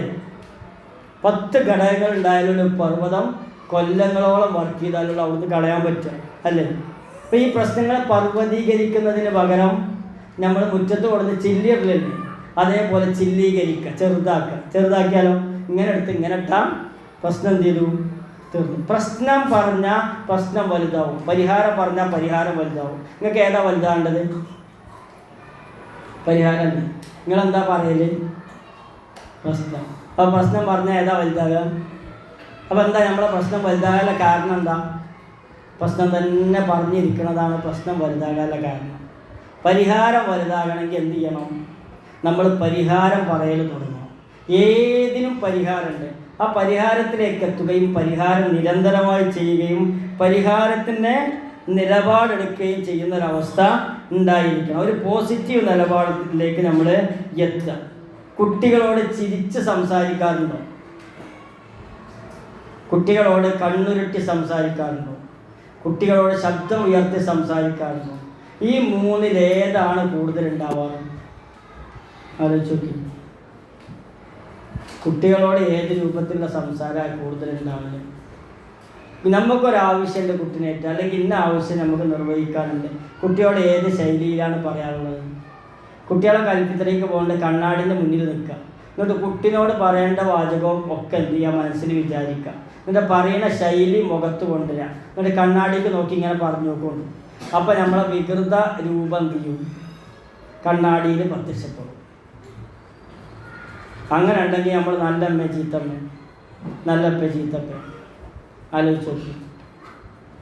നമ്മൾ കരളിൻ്റെ കഷ്ണങ്ങളായി വിചാരിക്കുന്നുണ്ട്, പക്ഷെ ആ സ്നേഹം എന്ത് ചെയ്യണില്ല? അൽഫിത്രയിൽ ചേർത്തതോടുകൂടി നമ്മളെ ബന്ധം കൂടുക കുറേ ചെയ്തു. ഒന്ന് ആലോചിച്ചോക്കണേ. അൽഫിത്രയിൽ ചേർക്കുന്നതിന് മുന്നേ കുട്ടിനോടുള്ള ബന്ധവും അൽഫിത്രയിൽ ചേർത്തതിന് ശേഷം കുട്ടിനോടുള്ള ബന്ധവും, ഇനി ആ അൽഫിത്രയിൽ ചേർക്കുന്ന കുട്ടീൻ്റെ താഴെയുള്ള കുട്ടിനോട് ഇപ്പോൾ ഉള്ള ബന്ധവും ഈ അൽഫിത്രയിൽ ചേർത്ത കുട്ടിനോടുള്ള ബന്ധവും തമ്മിലുള്ള വ്യത്യാസം നോക്കി നിങ്ങൾ. എന്തുകൊണ്ടാണ് അങ്ങനെ ഒരു വ്യത്യാസം ഉണ്ടാകാൻ പാടുണ്ടോ? കാര്യങ്ങളൊക്കെ ചെയ്യിപ്പിക്കണം, പക്ഷെ അത് മോട്ടിവേഷനിലൂടെ ആകുമ്പോൾ പ്രശ്നമില്ല. മറ്റേ സ്ട്രെസ് ഉണ്ടായാൽ എന്ത് ചെയ്യും? പ്രശ്നമാവും. ചിരിച്ചുകൊണ്ട് പെരുമാറുക, അവരെ അംഗീകരിക്കുക, പ്രോത്സാഹനം കൊടുക്കുക. എങ്ങനെ പ്രോത്സാഹനം കൊടുക്കാം? ഉഷാറായി എന്ന് പറയാം, എന്നിട്ട് ചെറിയൊരു തട്ട് കൊടുക്കുക, ഉഷാറായിൻ്റെ തട്ട് കൊടുക്കുക, എന്നിട്ട് പിന്നെ എങ്ങനെ കാണിച്ചു കൊടുക്കുക. ചില ആളുകൾക്ക് ഉഷാറായി എന്ന് പറയുന്നതാണ് അവൈലബിൾ ആകുക. ചില ആളുകൾക്ക് ഇങ്ങനെ ഉഷാറായി തട്ട് കൊടുക്കുമ്പോൾ സ്പർശിക്കുമ്പോഴാണ്, ചില ആളുകൾക്ക് ഇങ്ങനെ കാണുമ്പോഴാണ് എന്ത് ചെയ്യുക. ഈ തംസപ്പ് ഒരു ദിവസം എത്ര പ്രാവശ്യം കൊടുക്കലുണ്ട് ആലോചിച്ചു. മലയാളികൾ വളരെ വലിയ ദാരിദ്ര്യത്തിലാണ് മലയാളികൾ. എന്തിനാണ്? പോസിറ്റീവ് കൊടുക്കാൻ. ആരെന്ത് നല്ലത് ചെയ്താലും വായ തുറന്നും പറയില്ല. ഭാര്യൻ്റെ ഭക്ഷണം ശരിയായാലും പറയില്ല. ഭർത്താവ് ഒരു മാക്സി നല്ലത് കൊടുന്നാൽ എന്ത് ചെയ്യില്ല, മുണ്ടൂല. ഇതെടുത്തില്ല, എന്ത് ഉഷാറായിരിക്കും, ഇത് ഞാൻ വിചാരിച്ച പോലെ തന്നെ എന്നൊന്ന് പറഞ്ഞാൽ എന്ത് ചെയ്യും, 1000 മാക്സി പിന്നെ ഒപ്പം കൊടുത്തു. അതിനുള്ള വളവും കൂടി മലയാളി സ്ത്രീകൾക്കോ പുരുഷന്മാർക്കോ ഇല്ല. നല്ലൊരു ഭക്ഷണം ഉണ്ടാക്കി നമുക്ക് തന്നാൽ അത് നന്നായി എന്ന് പറഞ്ഞാൽ അടുത്ത ഭക്ഷണം കുറച്ചും കൂടി നന്നായിട്ട് എന്ത് ചെയ്യും, ഉണ്ടാക്കി. നമ്മൾ താഴില്ല. നല്ലത് വേറെല്ലാവരെ പറഞ്ഞാൽ നമ്മൾ താണു പോകുന്നില്ലൊരു വിചാരമാണ് ആർക്കുള്ളത്, നമുക്കുള്ളത്. എല്ലാവരോടും നല്ലത് പറയാം. നിങ്ങളൊക്കെ നല്ല ആൾക്കാരാണ് ഞാൻ പറഞ്ഞാൽ എനിക്ക് ഇവിടുന്ന് ഇറങ്ങുമ്പോൾ ഇവിടെ 2000 റുപ്യ ഫീസ് അടക്കേണ്ടി വരും. ആലോചിച്ച് നോക്കി. നിങ്ങളൊക്കെ ഉഷാറാണെന്ന് പറഞ്ഞാൽ എനിക്കെന്തെങ്കിലും വരും, ഉണ്ടാകും? ഇല്ലല്ലോ. ഈ കുറ്റും കുന്നായ്മയും ഇതൊക്കെ മനസ്സിൽ വെക്കുന്ന ആൾക്കാരാണ് വേറെ ലോകത്തെ കുറിച്ച് നല്ലത് പറയാൻ എന്ത് ചെയ്യുക. ഈ നല്ലത് പറഞ്ഞാൽ നന്നാവും, നല്ലത് പറഞ്ഞാൽ അയാൾക്ക് അതുകൊണ്ട് ഗുണം ഉണ്ടാകും എന്നുള്ള വിചാരത്തിൽ നിന്ന് പിശാചാണ് നമ്മൾ എന്ത് ചെയ്യണത്, പിന്നിലേക്ക് ചലിപ്പിക്കുന്നത്. അതേപോലെ സ്നേഹം പ്രകടിപ്പിക്കണം, സുരക്ഷിതത്വ ബോധം ഉണ്ടാകണം. രാവിലെ കുട്ടികളെ വിളിച്ചു നിർത്തുമ്പോണ്ടല്ലോ, അത് ആ ശബ്ദം കുറച്ച് വിളിക്കണം, ചെവിയിൽ ചെന്നിട്ട് വിളിക്കണം, ഏറ്റവും നല്ല പേര് വിളിക്കാം. ഇതെന്താ അറിയോ, ആണ് കടത്തി ഉറക്കും. വണ്ടി വരുന്നതിൻ്റെ 40 മിനിറ്റ് അല്ലെങ്കിൽ 1/2 മണിക്കൂർ മുമ്പാണ് വിളിക്കാം. ഉറങ്ങിക്കോട്ടെ ഉറങ്ങിക്കോട്ടെ, ഇടയ്ക്കിങ്ങനെ ചെന്ന് നോക്കണം നോക്കണം, ഇല്ല കുറച്ചു നേരം കൂടി ഉറങ്ങിക്കോട്ടെ, പാവല്ലേ, ഇങ്ങനെ പറഞ്ഞിട്ട് അവസാനം വൈകി വിളിക്കും. വൈകി വിളിച്ചിട്ട് പിന്നെ കുട്ടിനെ പീഡിപ്പിക്കണം. വണ്ടിക്കാരൻ വന്നിട്ട് ഓണടിക്കുന്നത് വരെ മാറ്റിലേക്കാണ്. ഇല്ലെങ്കിൽ ഇല്ല എന്ന് പറഞ്ഞോളി, അൽഹംദുലില്ലാ, തുമ്മ അൽഹംദുലില്ലാ. ഉണ്ടെങ്കിലോ അത് നല്ല സ്വഭാവം അല്ലല്ലോ. 5 മണി വരെ 6 മണി വരെ ഉറങ്ങിയാൽ മതി, പിന്നെ റിലാക്സ് ആയിട്ട് മാറ്റാൻ പറ്റും കുട്ടികൾ. കുട്ടികൾ നേരത്തെ ഉറങ്ങും, വൈകി എണീക്കും. അതാണ് സാധാരണ ഉണ്ടാവാറുള്ളത്. അങ്ങനെ ആയിക്കഴിഞ്ഞാൽ എന്താ അറിയും, പിന്നെ നമുക്ക് സുബൈക്ക് വിളിക്കേണ്ട സമയം എത്തിയാലും അവരെന്ത് ചെയ്യും, ആ സമയത്ത് ഉറങ്ങിയില്ല. രാവിലെ 4 മണിക്ക് ശേഷം ആരുറങ്ങിയാലും അയാൾക്ക് അതുകൊണ്ട് യാതൊരു ലാഭം ഉണ്ടാവില്ല. രാവിലെ അധികം ഉറങ്ങിയിട്ട് കാര്യമൊന്നുമില്ല, ഉറങ്ങിയിട്ട് കാര്യമൊന്നുമില്ല. അത് നമ്മൾ ശ്രദ്ധിക്കണം. രാവിലെ നേരത്തെ നീക്കുക, നല്ല പ്രഭാത ഭക്ഷണം കൊടുക്കുക. ഭക്ഷണം രാവിലെ കഴിക്കണമെങ്കിൽ കുട്ടികൾക്ക് കുറച്ച് സമയം വേണ്ടി വരും. ആ സമയം കിട്ടൂല. എന്തുകൊണ്ട്? വൈകി വിളിക്കണതുകൊണ്ട് ആ സമയം കിട്ടൂല. ആ സമയം കിട്ടാക്കുമ്പോൾ കുട്ടിയോട് യുദ്ധം ചെയ്യേണ്ടി വരാതെ രക്ഷിതാവും. രാവിലെ ഒരു യുദ്ധം ഉണ്ടാകുന്നുണ്ടോ, അതിൻ്റെ പൂർണ്ണ ഉത്തരവാദിത്തം ഉമ്മാക്കാണ്, കുട്ടിക്കാർക്ക്. അത് വളരെ മോശപ്പെട്ട പ്രവർത്തനമാണ്. ഇത് രാവിലെ ഒരു യുദ്ധം ചെയ്യാന്നുള്ളത്. ഈ കുട്ടീൻ്റെ യൂണിഫോമൊക്കെ വേണമെങ്കിൽ തലേന്ന് എന്ത് ചെയ്യാം, ഒന്ന് വലിച്ചൊരിടത്തേക്ക് എടുത്തു വെക്കാം. ഇത് പോകുമ്പോഴാണ് ബെൽറ്റ് തരാം. എന്നിട്ട് ആ ബെൽറ്റ് തരയിന് മുഴുവൻ ദേഷ്യം ബെൽറ്റ് ഇട്ട് കൊടുക്കുമ്പോൾ ഊരമ്മയ്ക്കാറ്, കുട്ടീൻ്റെ ഊരമ്മയ്ക്കാറ് ബെൽറ്റിൻ്റെ മുഴുവൻ കിട്ടാത്തതിൻ്റെ മുഴുവൻ ഫ്രസ്ട്രേഷൻ തീർക്കുക. ഇല്ലെങ്കിൽ ഇല്ല എന്നോട് നിങ്ങൾ, എനിക്ക് ചെയ്തൊന്നുമില്ല, എനിക്ക് പ്രശ്നമല്ല. ഇതൊക്കെ പ്ലാൻ ചെയ്യാത്തതിൻ്റെ പ്രശ്നമാണ്. അങ്ങനെ ഫ്രസ്ട്രേഷൻ കൊടുത്ത് കുട്ടീനെ പറഞ്ഞയച്ചാൽ കുട്ടിക്ക് ഇവിടെ വന്നിട്ട് മര്യാദയ്ക്ക് ഇരിക്കാൻ പറ്റും. രാവിലത്തെ യുദ്ധം കഴിഞ്ഞാൽ ക്ഷീണിച്ച് ഇവിടെ വന്ന് 1ാമത്തെ പീരീഡ് അധികാര സ്വഭാവം ചെല്ലുമ്പോൾ കുട്ടി ആകെ വാടി തളർന്നിരിക്കുന്നുണ്ടാവും. ഇവിടേക്ക് പറഞ്ഞേക്കുമ്പോൾ പൂർണ്ണമായ ഒരു ഉത്തേജനവും ഊർജവും പ്രോത്സാഹനവും നൽകിയിട്ട് എന്ത് ചെയ്യണം, ഇങ്ങോട്ട് പറഞ്ഞേക്കുന്ന രൂപം വേണം. രാവിലെ കുറച്ച് സമയം കുട്ടികൾക്ക് മാറ്റി വെക്കണം. അങ്ങനെ കുട്ടികൾക്ക് സമയം മാറ്റി വെക്കണം എന്നുണ്ടെങ്കിൽ ഉറങ്ങുമ്പോൾ മുഖത്ത് നോക്കിയിട്ട് കാര്യമല്ല, ഉണർച്ചയിൽ മുഖത്ത് നോക്കിയിട്ടുള്ള കുട്ടിയാണെന്ന് നോക്കിയിട്ട് കാര്യം. അപ്പോൾ എന്ത് ചെയ്യുക, ഒരു 6 മണിക്ക് തന്നെ വിളിക്കുക, നേരത്തെ നീപ്പിക്കുക, എന്നിട്ട് അവനൊപ്പം കൂട്ടുക, അടുക്കളയിൽ ഇരുത്തുക, കുറച്ച് നേരം സംസാരിക്കുക. വൈകുന്നേരം നമുക്ക് സംസാരിക്കാൻ സമയം കിട്ടില്ല, വൈകുന്നേരം കിട്ടില്ല. ഇനി ഉച്ചരിട്ട് ചെന്നാലും കുട്ടിനെ കടത്തി ഉറക്കേണ്ടി വരും. നമ്മൾ ചിലപ്പോൾ എന്ത് ചെയ്യേണ്ടി വരും, റെസ്റ്റ് ചെയ്യേണ്ടി വരും. നമുക്ക് രാവിലെ ഫ്രഷിൽ കുട്ടികളോടെ നല്ല രൂപത്തിൽ സംസാരിക്കാൻ പറ്റുകയാണെങ്കിൽ എന്ത് ചെയ്യും, അത് ഏറ്റവും നന്നാക്കാൻ പറ്റും. 2 കാര്യം കുട്ടികൾക്ക് പേടിയാണ്. ഒന്ന് ഉയരം, 2 ശബ്ദം. ഇത് രണ്ടും പേടിയാണ്. നമ്മളെ ശബ്ദം കുട്ടികൾക്ക് പേടിയാണ്, ഭയമാണ്. അപ്പോൾ ചില ആളുകൾ ശബ്ദം ഇടുമ്പോൾ പെട്ടെന്ന് കുട്ടികളെ അനുസരിക്കുന്നത് എന്തുകൊണ്ടറിയും? അവർക്ക് ഭയം വന്നതുകൊണ്ട്. ഭയം വരുത്തി ഒരാളെ അനുസരിപ്പിച്ചാൽ എന്ത് ചെയ്യും? അയാൾക്ക് ഭയം ഇല്ലാതായി പോയാൽ എന്ത് ചെയ്യും? അതോടുകൂടി അയാളെ അനുസരണം നിർത്തും. നമ്മൾ എത്ര ശബ്ദം ഇട്ടാലും കുട്ടി അനുസരിക്കണമെങ്കിൽ ശബ്ദത്തിൻ്റെ ഭയം ആർക്ക് നഷ്ടപ്പെട്ടു? കുട്ടിക്ക് നഷ്ടപ്പെട്ടു. അതോടുകൂടി നമ്മൾ അനുസരിക്കൽ നിർത്തി.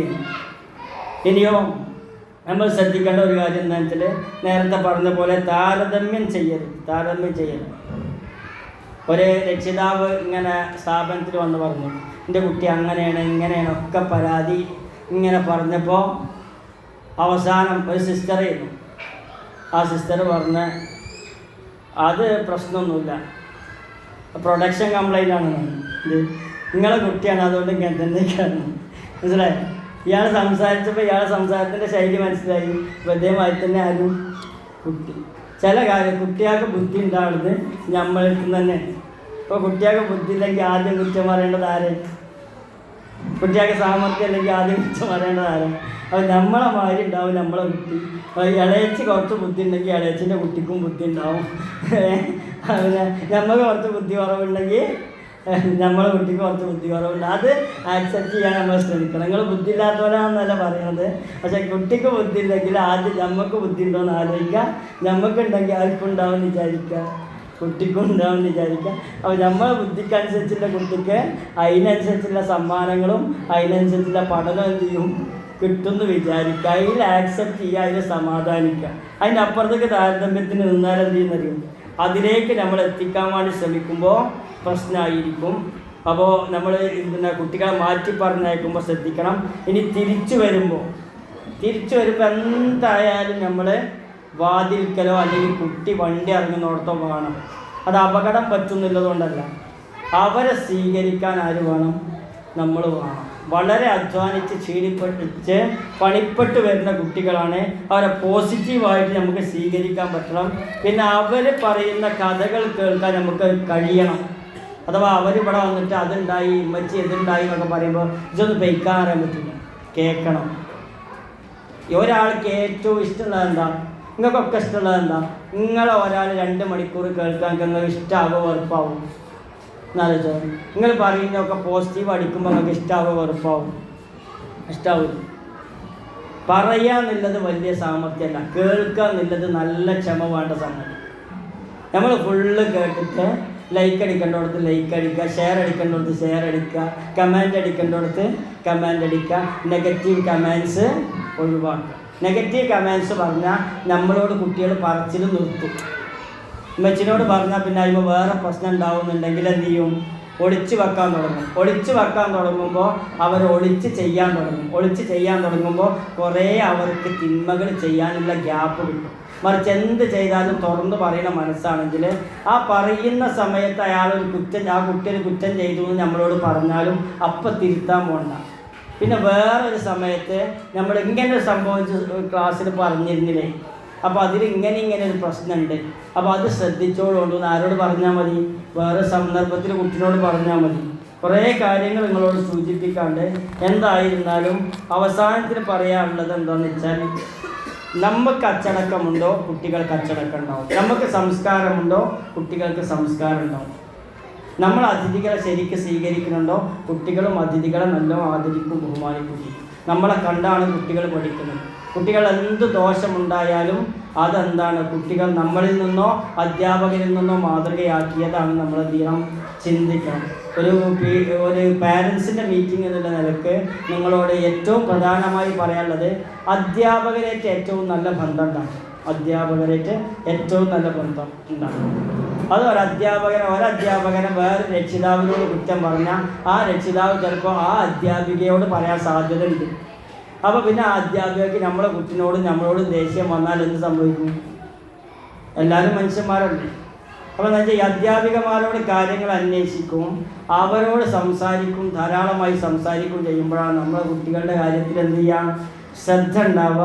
അവസാനമായി പറയാനുള്ളത് എന്താണെന്ന് വെച്ചാൽ, ഈ കുടുംബത്തിലെ ഭിന്നതകളുണ്ടല്ലോ, അത് കുട്ടികളെ നല്ലോണം ബാധിക്കും.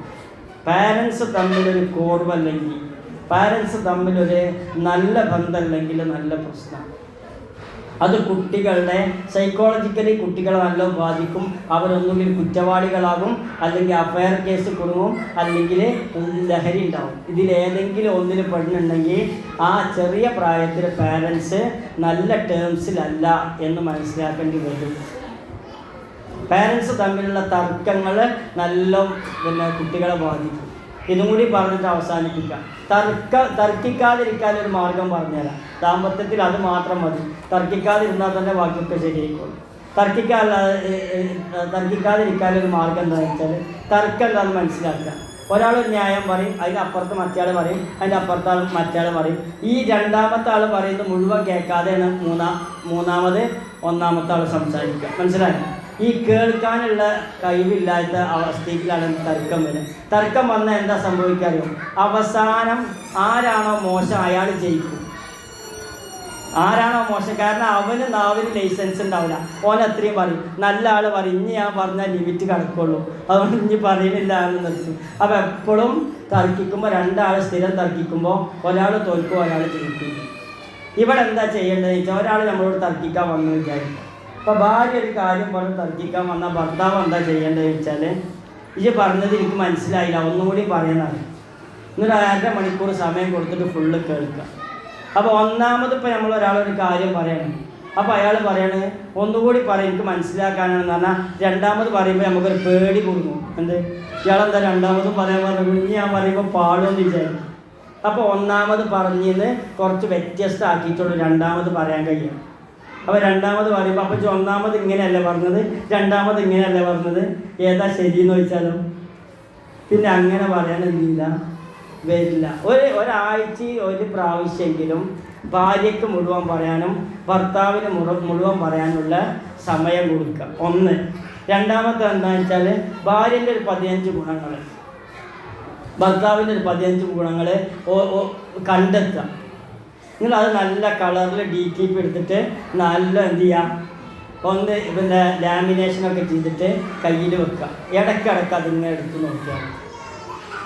എന്നാൽ പ്രേമം പൂക്കും കായ്ക്കും, നല്ല രൂപത്തിലുള്ള ഫലങ്ങൾ എന്ത് ചെയ്യും അതിനുണ്ടാവും. ആണ് വേണ്ടത്. 3 ദോഷങ്ങൾ രണ്ടാൾക്കുണ്ടാവും. അത് രണ്ടാളും തിരുത്താതിരിക്കുക. ഭർത്താവിൻ്റെ 3 ദോഷങ്ങൾ തിരുത്തങ്ങൾ പോയാൽ തച്ച് പിരിയേണ്ടി വരും എന്നല്ലാതെ യാതൊരു ഗുണമുണ്ടാവും. ഭാര്യൻ്റെ 3 ദോഷങ്ങൾ തിരുത്താൻ പോയാൽ അതും നടക്കില്ല. അത് രണ്ടാളും അഡ്ജസ്റ്റ് ചെയ്ത് നിങ്ങൾ തീർത്തോളി, എൻ്റെ ഞാൻ തീർത്തോളാണ് നല്ല കുട്ടികളായാലും എന്ത് ചെയ്യും, ആ വിഷയവും ചെയ്യും. അങ്ങനെ ആകുമ്പോൾ മധുരമായി മുന്നോട്ട് പോകാൻ പറ്റും. നമ്മൾ എത്ര ഐക്യത്തിൽ നിൽക്കുന്നോ അത്രയും കുട്ടികൾക്ക് പുരോഗതി ഉണ്ടാവും. 2 പേരും ഈ കുട്ടികളെ വളർത്തുന്നതിൽ തന്നെ 2 ശൈലിയേക്കാരൻ രണ്ടാക്കും. അതിമേക്കാരൻ വലിയ തർക്കം ഉണ്ടാകും. അത് അങ്ങനെ പറഞ്ഞത് ശരിയായില്ല, നിങ്ങൾ ഇങ്ങനെ പറഞ്ഞത് ശരിയായില്ല, എന്ത് ചെയ്യും, വലിയ തർക്കം അതിമേക്കാരൻ. എന്നുവെച്ചാൽ ശരിയല്ലാത്ത ശൈലി 2 ആൾ എഴുതുക, ആ ശരിയല്ലാത്ത ശൈലി 2 ആൾ ഉപേക്ഷിക്കുക. ശരിയായ ശൈലി 2 ആൾ എഴുതുക, ആ ശരിയായ ശൈലി എന്ത് ചെയ്യുക, 2 ആളും സ്വീകരിക്കുക. അപ്പോൾ ഞാൻ ഉമ്മാൻ്റെ അടുത്ത് കുറച്ച് ശൈലി ഉപേക്ഷിക്കേണ്ടി വരും, ഉപ്പാൻ്റെ അടുത്ത് കുറച്ച് ശൈലി ഉപേക്ഷിക്കേണ്ടി വരും, ഉമ്മാൻ്റെ അടുത്ത് കുറച്ച് ശൈലി ഉപ്പ കടെടുക്കേണ്ടി വരും, ഉപ്പാൻ്റെ അടുത്ത് കുറച്ചുള്ള ശൈലി ഉമ്മി കടെടുക്കണം. അതിൽ തുറന്ന മനസ്സ് വേണം. തുറന്ന മനസ്സുണ്ടെങ്കിൽ നമ്മൾ കൃത്യമായി ചർച്ച ചെയ്യുകയാണെങ്കിൽ ഈ കാര്യങ്ങളിലൊക്കെ വേണ്ട രൂപത്തിൽ കൊണ്ടുപോകാൻ പറ്റും. അല്ലെങ്കിൽ പെട്ടെന്ന് എന്ത് ചെയ്യുക, പരിഹരിക്കുക. 4 കുട്ടികളുണ്ടെങ്കിൽ മൂത്ത 2 കുട്ടികളെ ഞാൻ നോക്കിക്കോളാം, ഇളയ 2 കുട്ടികളെ വെച്ച് നോക്കിക്കോ.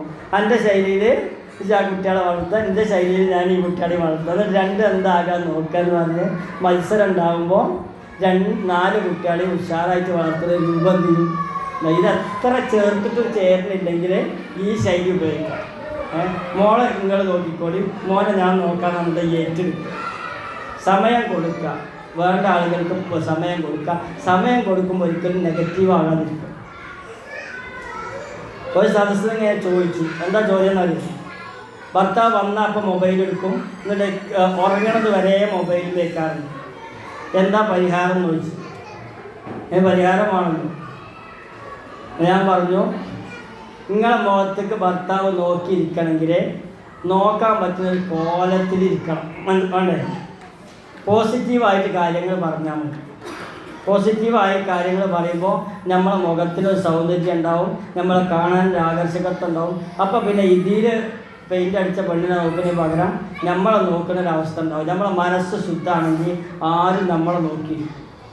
ഭർത്താവും അതന്നെ ചെയ്യേണ്ടത് എന്താണ്, ഈ മനസ്സ് ശുദ്ധമാക്കിയിട്ട് രണ്ടാളും കണ്ണിൽ നോക്കി സംസാരിക്കുമ്പോഴാണ് യഥാർത്ഥത്തിൽ കുടുംബജീവിതം നന്നാവുക. മൊബൈൽ ഒരു 9:30 കഴിഞ്ഞാൽ പിന്നെ മൊബൈൽ വീട്ടിൽ ഉപയോഗിക്കില്ല എന്ന് രണ്ടാളും തീരുമാനിച്ചാൽ അതോടുകൂടി എന്ത് ചെയ്തു, പിന്നെ 9:30 മുതൽ 11 മണി വരെ വർത്താനം പറയാനൊരു പ്രശ്നം ഉണ്ടാകും. ഇതെന്താ വെച്ചാൽ മൊബൈൽ എടുക്കുന്നതോടുകൂടി രണ്ടാൾ രണ്ട് അറ്റത്തായി മാറും. അതിന് മാറിയിട്ട് എന്ത് ചെയ്യുക, പരസ്പരം സംസാരിക്കുക, പോസിറ്റീവ് കൊടുക്കുക, നെഗറ്റീവ് ഉണ്ടെങ്കിൽ സ്വയം പരിഹരിക്കുക, അങ്ങനെ മുന്നോട്ട് പോകാം. എന്തെങ്കിലും നെഗറ്റീവ് ഉണ്ടെങ്കിൽ ഏതെങ്കിലും ഒരു സമയത്ത് അപ്പോയിൻമെൻ്റ് എടുത്ത് ആഴ്ചയിലൊരിക്കൽ സമയം ഫിക്സ് ചെയ്ത് ആ സമയത്ത് കുറച്ച് സമയം ഒരു അരമണിക്കൂർ കൊണ്ട് പറയാനുള്ള നെഗറ്റീവ്സ് അങ്ങോട്ടും ഇങ്ങോട്ടും പറഞ്ഞ് അതിന് പരിഹരിക്കേണ്ടത് തുറന്ന് പരിഹരിച്ച് മുന്നോട്ട് പോയാൽ എന്ത് ചെയ്യും, കാര്യങ്ങൾ ശരിയാവും. എന്തായിരുന്നാലും ധാരാളമായി നമ്മൾ പ്രാർത്ഥിക്കണം, സൽസ്വഭാവികളാകാൻ വേണ്ടി പ്രാർത്ഥിക്കണം, നമ്മളെ മക്കൾക്ക് വേണ്ടി പ്രാർത്ഥിക്കണം, ഭർത്താവിനും കുടുംബത്തിനും വേണ്ടി പ്രാർത്ഥിക്കണം. ഇവിടുത്തെ ഓരോ രക്ഷിതാവും അൽഫിത്രയിലെ മുഴുവൻ കുട്ടികൾക്കും വേണ്ടി പ്രാർത്ഥിക്കണം, മുഴുവൻ രക്ഷിതാക്കൾക്കും വേണ്ടി പ്രാർത്ഥിക്കണം. അങ്ങനെ അവരുടെ അസാന്നിധ്യത്തിൽ പ്രാർത്ഥിക്കുമ്പോൾ മലക്ക് നമുക്ക് വേണ്ടി പ്രാർത്ഥിക്കും. നമ്മളൊരാളെ അസാന്നിധ്യത്തിൽ പ്രാർത്ഥിച്ചാൽ മലക്ക് നമുക്ക് വേണ്ടി പ്രാർത്ഥിക്കും. ഇവിടെ സമ്മാനം കിട്ടിയ കുട്ടികൾക്കൊക്കെ പ്രാർത്ഥിക്കണം, സമ്മാനം കിട്ടാത്ത കുട്ടികൾക്ക് അവർക്ക് കിട്ടാൻ വേണ്ടി പ്രാർത്ഥിക്കണം. പ്രാർത്ഥന കൊണ്ട് മനസ്സ് നിറച്ചാൽ തന്നെ നമുക്ക് വിനയം കൊണ്ട് മനസ്സ് നിറച്ച് അഹങ്കാരമില്ലാതെ, അത്യാഗ്രഹമില്ലാതെ, അസൂയയില്ലാതെ ജീവിക്കാൻ പറ്റും. ഈ ലോക ജീവിതം വളരെ ശുഷ്കമാണ്. ഏത് സമയത്താണ് മരണം എന്ന് നമുക്കറിയില്ല. ആ മരണത്തിലേക്കുള്ള ഓരോ ചുവടുവെപ്പാണ് ഓരോ ദിവസവും നമ്മൾ ഓർക്കുക. ഇവിടുന്ന് മരിച്ചു കഴിഞ്ഞാൽ 1500 വർഷമൊക്കെ ചിലപ്പോൾ ഖബറിൽ കിടക്കേണ്ടി വരും. നമ്മൾ മരിച്ച് ഖിയാമത്ത് നാൾ 1500 കൊല്ലം കഴിഞ്ഞിട്ടാണെങ്കിൽ 1500 വയസ്സ് എവിടേക്കാരം, ഖബറിലേക്കാരം. ഇവിടെ 78ാമത്തെ വയസ്സിൽ പോയിട്ടുണ്ടാവും, അവിടെ 1500 വർഷം എവിടെ കിടക്കേണ്ടി വരും. ഖബറിൽ എന്താ പ്രത്യേകത എന്ന് വെച്ചാൽ രാവിലെയും വൈകുന്നേരം മക്കളത് കാണിക്കും. മക്കളത് പറഞ്ഞാൽ സ്വർഗത്തിലാണെച്ചാൽ സ്വർഗത്തിൻ്റെ വാതിലെ തുറന്ന് രാവിലെയും വൈകുന്നേരം കാണിക്കും, നരകത്തിലാണെച്ചാൽ നരകത്തിൻ്റെ വാതിൽ തുറന്ന് രാവിലെയും വൈകുന്നേരം കാണിക്കും. ആ ലോകത്തെ മഴീശത്തിന് വേണ്ടിയിട്ടാണ് നമ്മൾ കുട്ടിയെ അൽഫിത്രയിൽ ചേർത്തത്. നമ്മൾ കുട്ടിയുടെ കാര്യത്തിൽ അധ്വാനിക്കണതൊക്കെ ഖബറിൽ സുഖമാകാൻ, ഉയർത്തെഴുന്നേൽപ്പിൻ്റെ സമയത്ത് പ്രകാശമുണ്ടാകാൻ, മീസാനിൽ കനം തൂങ്ങാൻ, കിതാബിൽ നന്മകളുണ്ടാകാൻ, വിചാരണ എളുപ്പമാകാൻ, സിറാത്തിലൂടെ എളുപ്പത്തിൽ പോകാൻ വേണ്ടിയിട്ടാണ് ഈ കാര്യങ്ങളൊക്കെ ചെയ്യുന്നത്. സ്വർഗമാണ് നമുക്ക് നേടാനുള്ളത്, സ്വർഗം. നമ്മളെ വീട്ടിൽ ഇത്ര ഉയരമുള്ളൊരു ചെടി സ്വർണത്തിൻ്റെ ഉണ്ടാക്കണമെങ്കിൽ എത്ര അധ്വാനിക്കണം? ഇത്ര ഉയരമുള്ളൊരു ചെടി സ്വർണത്തിൻ്റെ വെക്കണം എന്ന് നമ്മൾ വീട്ടിൽ വിചാരിച്ച് ആ ഓഫീസ് റൂമിൽ ആ മൂലയ്ക്ക് ഒരു ചെടീൻ്റെ ഇതിൽ നമ്മൾ സ്വർണത്തിൻ്റെ ചെടി വെക്കാൻ വിചാരിച്ചാൽ എത്ര ഫണ്ട് വേണ്ടി വരും നമുക്ക്? എന്നാൽ സ്വർഗത്തിൽ 1000കണക്കിന് സ്വർണത്തിൻ്റെ മരങ്ങളുള്ള തോട്ടമാണ് സ്വർഗം നേടുന്നവന് കിട്ടുക. നമ്മൾ വീട്ടിലെ 2 ഇഷ്ടിക സ്വർണത്തിൻ്റെ ആക്കണമെങ്കിൽ നമ്മൾ എത്ര അധ്വാനിക്കേണ്ടി വരും? എന്നാൽ സ്വർണത്തിൻ്റെയും വെള്ളിൻ്റെ ഇഷ്ടികയുള്ള വീടാണ് അവിടെ കിട്ടുക, സ്വർഗത്തിൽ കിട്ടുക. ഇവിടുത്തെ ദുനിയാവിനേക്കാൾ അവിടുത്തെ ആഖിറത്തിലെ യഥാർത്ഥ ജീവിതത്തെ ആര് വലുതായി കാണുന്നുവോ അവനാണ് അവിടെ സ്വർഗത്തിലെ സ്വർണത്തിൻ്റെയും വെള്ളിയുടെയും വീടും സ്വർണത്തിൻ്റെ മരങ്ങളും ഇഷ്ടം പോലെ പഴങ്ങളും അടിയിലൂടെ അരുവികൾ ഒഴുകുന്ന തോട്ടമൊക്കെ കിട്ടുക. അങ്ങനത്തെ ആളുകൾക്കാണ്. നരകം അതിഭീകരമാണ്. മുഖം കുത്തിയാണ് നരകത്തിലേക്ക് വീഴുക, മുഖമാണ് കരിക്കപ്പെടുക, മുഖത്തിനാണ് മുഴുവൻ പരിക്കും വരിക. അതിൻ്റെ കാരണം റസൂലുള്ളാഹി സ്വല്ലല്ലാഹു അലൈഹി വസല്ലമയോട് ചോദിച്ചപ്പോൾ റസൂലുള്ളാഹി സ്വല്ലല്ലാഹു അലൈഹി വസല്ലം മറുപടി പറഞ്ഞത് നാവാണ് മുഖത്തിന് ശിക്ഷയ്ക്കുള്ള കാരണം. ഒരാളിൽ വേദനിപ്പിക്കണ ഒരു വാക്കും എന്ത് ചെയ്യരുത്, നമ്മുടെ നാവ് കൊണ്ട് പറയില്ലെന്ന് ഉറപ്പിക്കുക. നാവ് പല്ലിൻ്റെയും ചുണ്ടിൻ്റെയും അടിയിലാണ് അവിടെ നാവ്. അപ്പോൾ അത് സൂക്ഷിച്ച് ഉപയോഗിക്കേണ്ട സാധനം. ചെവി അവിടെ പുറത്താണ്. നിങ്ങൾ കൈകൊണ്ടല്ലാതെ ചെവിയൊന്നും മസിലുകൊണ്ട് അടച്ചു നോക്കാൻ നടക്കും. എല്ലാം കേൾക്കാൻ വിധിക്കപ്പെട്ടതാണ്. പക്ഷേ തിരഞ്ഞെടുത്തത് മാത്രം പറയാൻ വിധിക്കപ്പെട്ടവരാണ് ആദ്യം നമ്മൾ.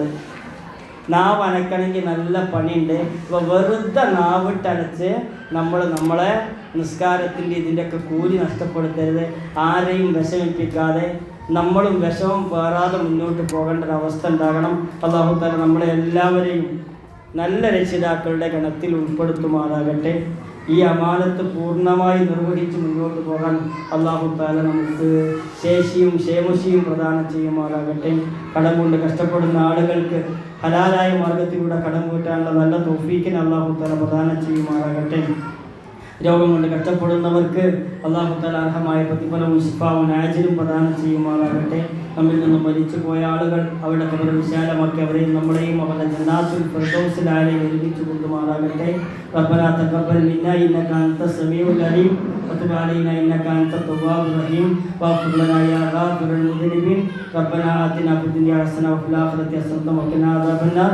വൽഹംദുലില്ലാഹി റബ്ബിൽ ആലമീൻ. അല്ലാഹുമ്മ സ്വല്ലി അലാ മുഹമ്മദ്. അസ്സലാമു അലൈക്കും വറഹ്മത്തുള്ളാഹി.